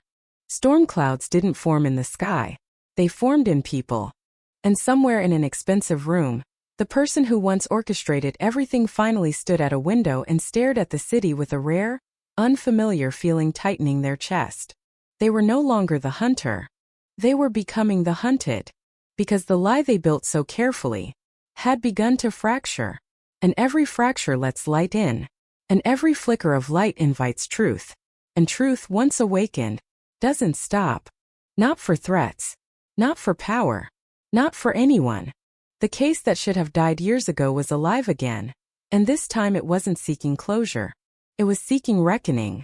And London was about to witness what happens when a buried crime refuses to stay forgotten. London didn't erupt into chaos. It didn't scream. It didn't panic. Instead, it did something far more ominous. It went quiet. Streets looked the same. Lights still glowed in windows. Trains still moved beneath the city like metallic veins. But beneath that normal surface, something had shifted. People walked faster without knowing why. Conversations ended sooner than intended. Eyes lingered on strangers a fraction too long. The city wasn't just living anymore, it was waiting. And waiting can be terrifying. The investigation had reached a point where truth was no longer a theory, it was a weight. Heavy. Inevitable. It pressed on those who knew it, crushed those who feared it, and began to distort the world of the one who had spent years controlling everything. Their perfect silence was cracking. Their power was bleeding. The investigator who refused to stop now stood in the center of a storm only they could feel fully. Every step felt dangerous. Every discovery came with a price. But fear had changed shape. It wasn't paralyzing anymore. It was directing. It was sharpening instinct until every decision was precise, focused, relentless. They moved through the city like someone walking through a battlefield disguised as ordinary life, knowing every reflection in every shop window might not belong only to them. They finally uncovered what everyone had avoided realizing. This wasn't simply a cover-up. This was an operation. A silent machinery of influence. Years of manipulation. People placed exactly where they needed to be. Agreements no one ever signed but everyone obeyed. The crime had never been meant to be solved. It had been meant to teach, to frighten, to control. But something happened they never prepared for. Someone cared too much. Someone refused to forget. Someone refused to obey fear. So now the truth was assembling itself. Not in the courtroom, not in the media, but in the minds of those brave or desperate enough to acknowledge it. Files reappeared. Voices resurfaced. Memories sharpened. The past started speaking louder than the threats built to silence it. And the person in power felt it. For the first time, their carefully orchestrated life didn't feel untouchable. Rooms that once felt like fortresses now felt vulnerable. Guards didn't look like shields, they looked like witnesses. Every mirror felt accusatory. Every sound outside the door sounded like footsteps coming closer. They didn't panic. People like them don't panic loudly. Panic for them is quiet. Controlled. It comes in the form of clenched jaws, sleepless nights, and plans built out of desperation instead of confidence. They activated contingencies. Files destroyed. Contacts severed. Money moved. Lies prepared. They believed control could still be regained if they simply tightened their grip one more time. But they underestimated something powerful. Once truth begins to breathe, people begin to recognize its scent. The family of the victim could feel it in ways they couldn't explain. Grief that had turned into endurance was transforming into something sharper, awareness. The letters they'd received weren't accidents. The pictures weren't meaningless. Every unsettling fragment added up to something chilling. Their tragedy wasn't random. Their loved one wasn't simply lost. They had been chosen. And knowing that didn't ease their pain, deepened it, turned sorrow into a wound that burned instead of bled. The convicted man inside prison sensed the shift like an animal sensing a distant storm. The silence that once imprisoned him emotionally was breaking. He stared at the ceiling at night and didn't see it anymore. He saw the past. He saw the moment everything changed. He saw the face of the one who still walked free. The one who watched him drown and called it justice. Fear had chained him for years. But now fear had competition. Truth. Meanwhile, the investigator reached the point of no return. There is always one. The moment where stepping back is no longer safety, it's betrayal. They gathered everything they had. Evidence, testimony, hidden recordings, fragments stitched together into something undeniable. The truth no longer lived in suspicion. It lived in proof. But proof is useless if it doesn't survive. So the most dangerous stage began. Getting it out. Getting it seen. Getting it safe. And that's when London felt it fully. Not through headlines. Not through sirens. Through instinct. The city began to hold its breath. Cars moved slower near government buildings.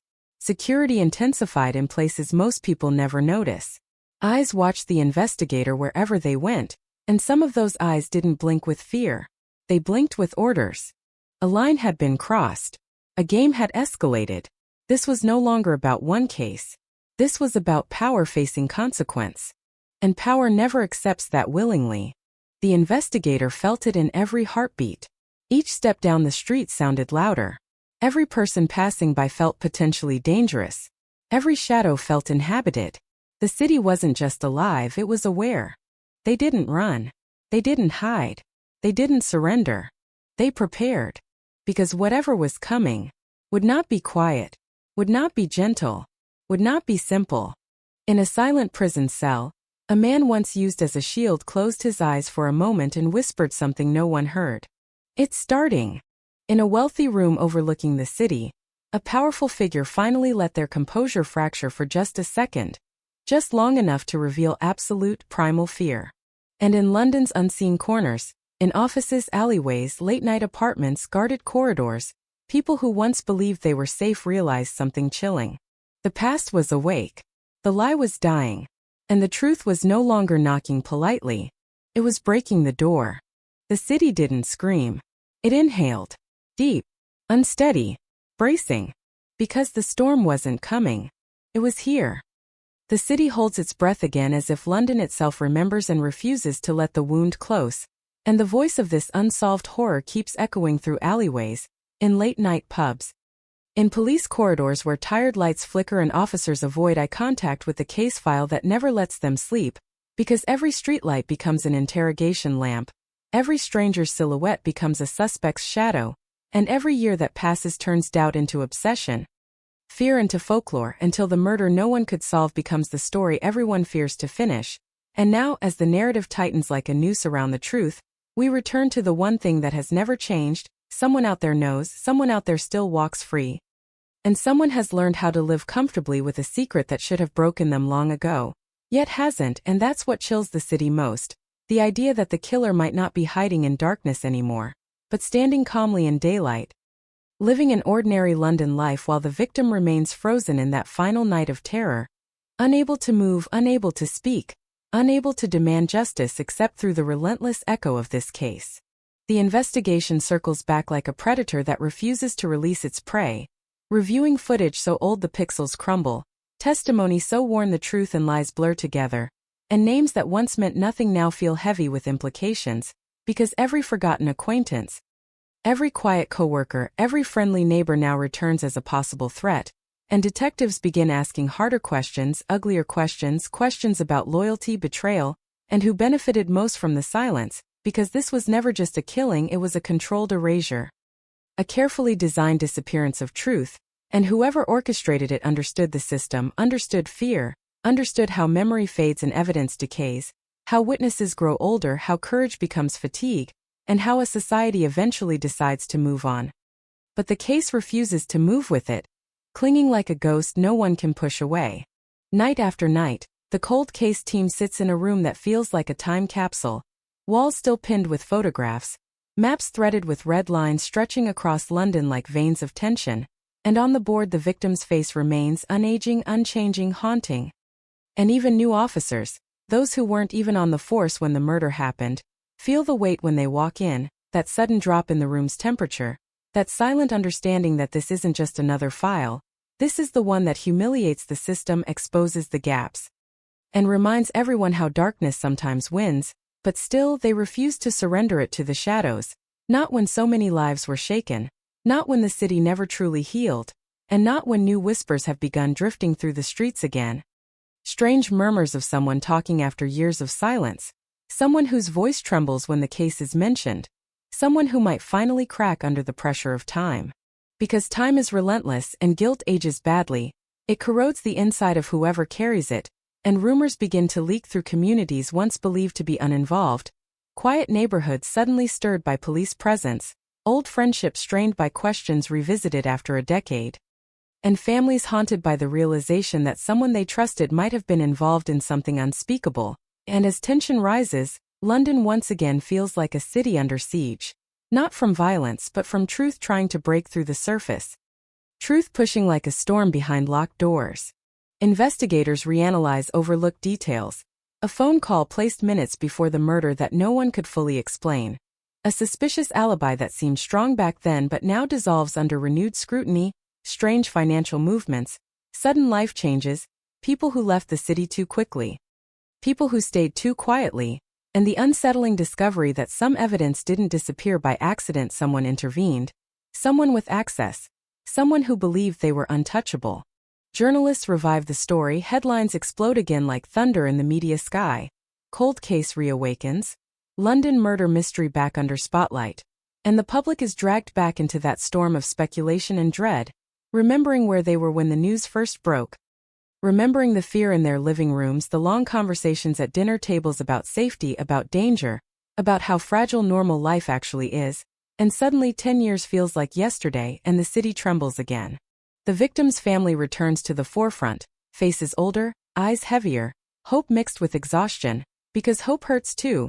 Hope keeps reopening wounds that time desperately tries to seal. And yet they stand, they demand answers again.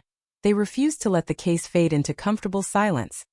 And their pain becomes fuel for the investigation, their grief becoming the loudest voice in a city full of whispers, reminding everyone that this is not a legend, not a ghost story, not just a dramatic headline. This was a real life stolen, brutally, inexplicably, and unfairly.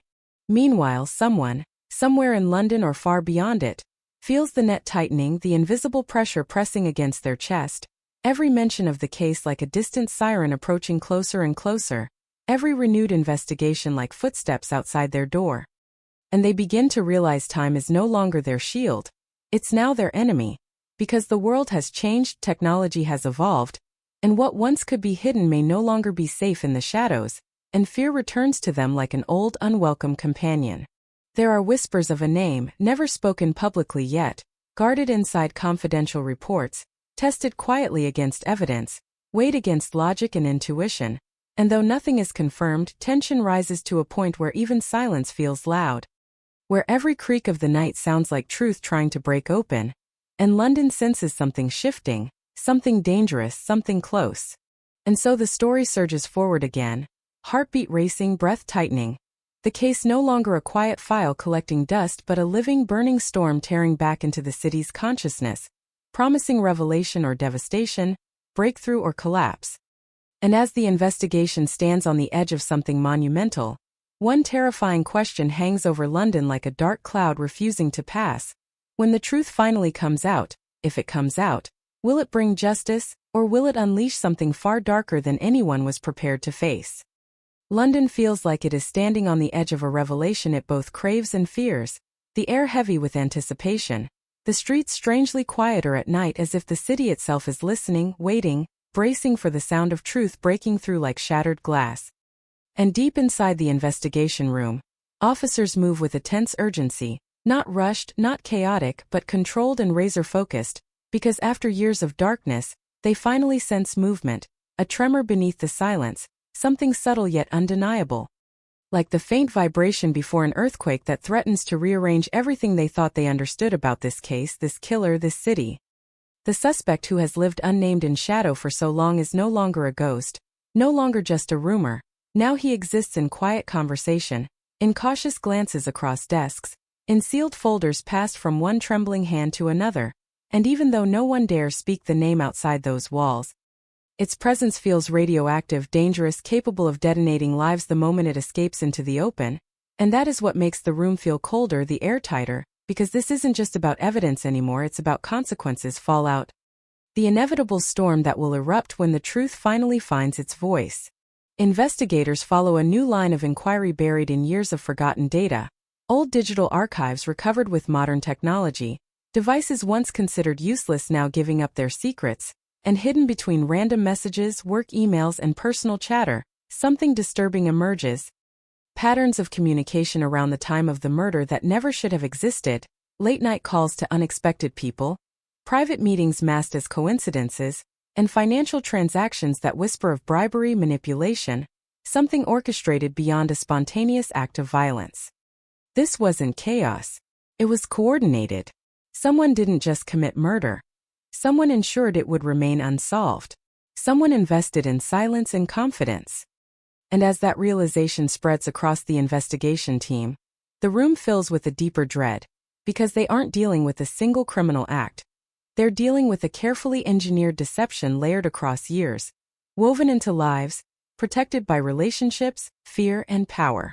Meanwhile, the suspect, still officially untouched by accusation, lives a life that appears painfully ordinary, walking streets that once trembled at the crime, smiling in places where grief still lingers, blending into society with unsettling ease, while beneath that calm exterior, something darker pulses, an awareness that the world around him is shifting in ways he cannot control, that eyes are starting to linger too long, conversations stop when he enters the room, and strange faces appear more frequently near his home, near his workplace, near the fragile shell of normality he has built to hide inside.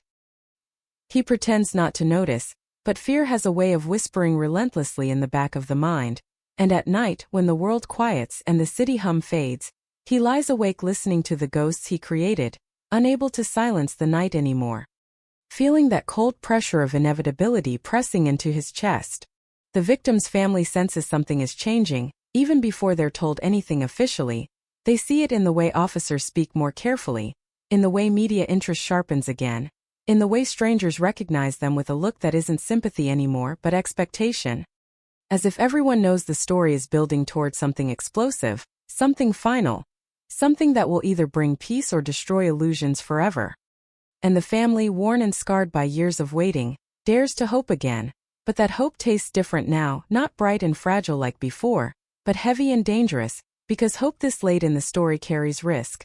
Risk of collapse, risk of betrayal, risk of learning that the truth, when it finally appears, might be more horrifying than the mystery ever was.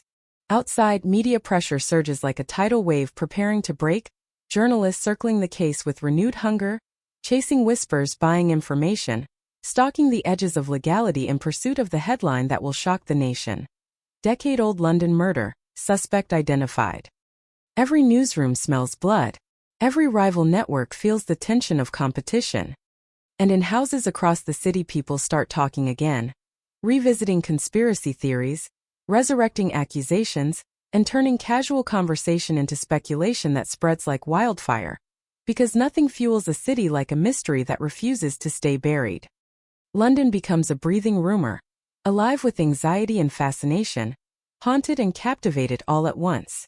The cold case team knows they're running against two enemies now: time and exposure. If they move too slow, the suspect may vanish, retreat into the dark corners of the world where justice struggles to reach.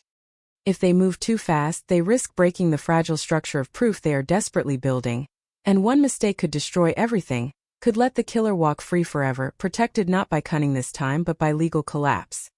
So they walk a razor-thin line, every step calculated, every whisper measured, every decision carrying the weight of 10 years of failure behind it.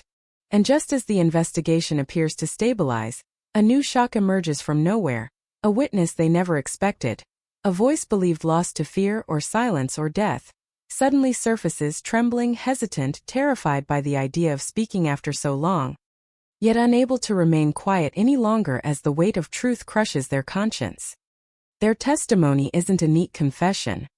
It's fractured, emotional, jagged with trauma, but within the trembling words lies something powerful, something devastating: confirmation that the murder wasn't an isolated act, wasn't a random explosion of violence, but the conclusion of a chain of events involving betrayal, manipulation, and a hidden motive so intertwined with personal relationships that it changes the entire emotional shape of the case. This isn't just a crime story anymore. It's a human tragedy built on trust broken beyond repair. Police lock the city's attention behind closed doors while they test every word, cross-check every detail, tear apart the past once more with sharpened scrutiny. And as truth begins to align with evidence, a picture forms, dark, coherent, terrifyingly logical. And in that moment, the silence of the last decade feels like a weapon and accomplice, something alive and guilty, because London didn't just witness a murder, it unknowingly sheltered the murderer, allowed them to grow comfortable, allowed them to blend into the rhythm of life while the victim became a story, a photo, a memory fading each year until now. Storm clouds gather, not in the sky but in the collective consciousness of the city, and the narrative tightens as if fate itself is guiding it toward confrontation, toward exposure, toward something irreversible. The suspect feels it. The investigators feel it. The family feels it. The city feels it. The case is no longer simply reopening, it is accelerating, hurtling toward a point where denial, lies, and silence will finally collapse under the unbearable weight of truth. And when that moment comes, it won't just reveal what happened, it will reveal who London really trusted, who London really feared, and how deeply darkness can hide in plain sight without anyone daring to look too closely. And as the tension coils tighter, as nights grow longer, as every breath of anticipation becomes heavier, one chilling certainty settles over everyone touched by this case. The truth is no longer hiding far away, it is right here, closing in, pulsing beneath the surface, ready to break free. And when it does, it will not whisper, it will explode.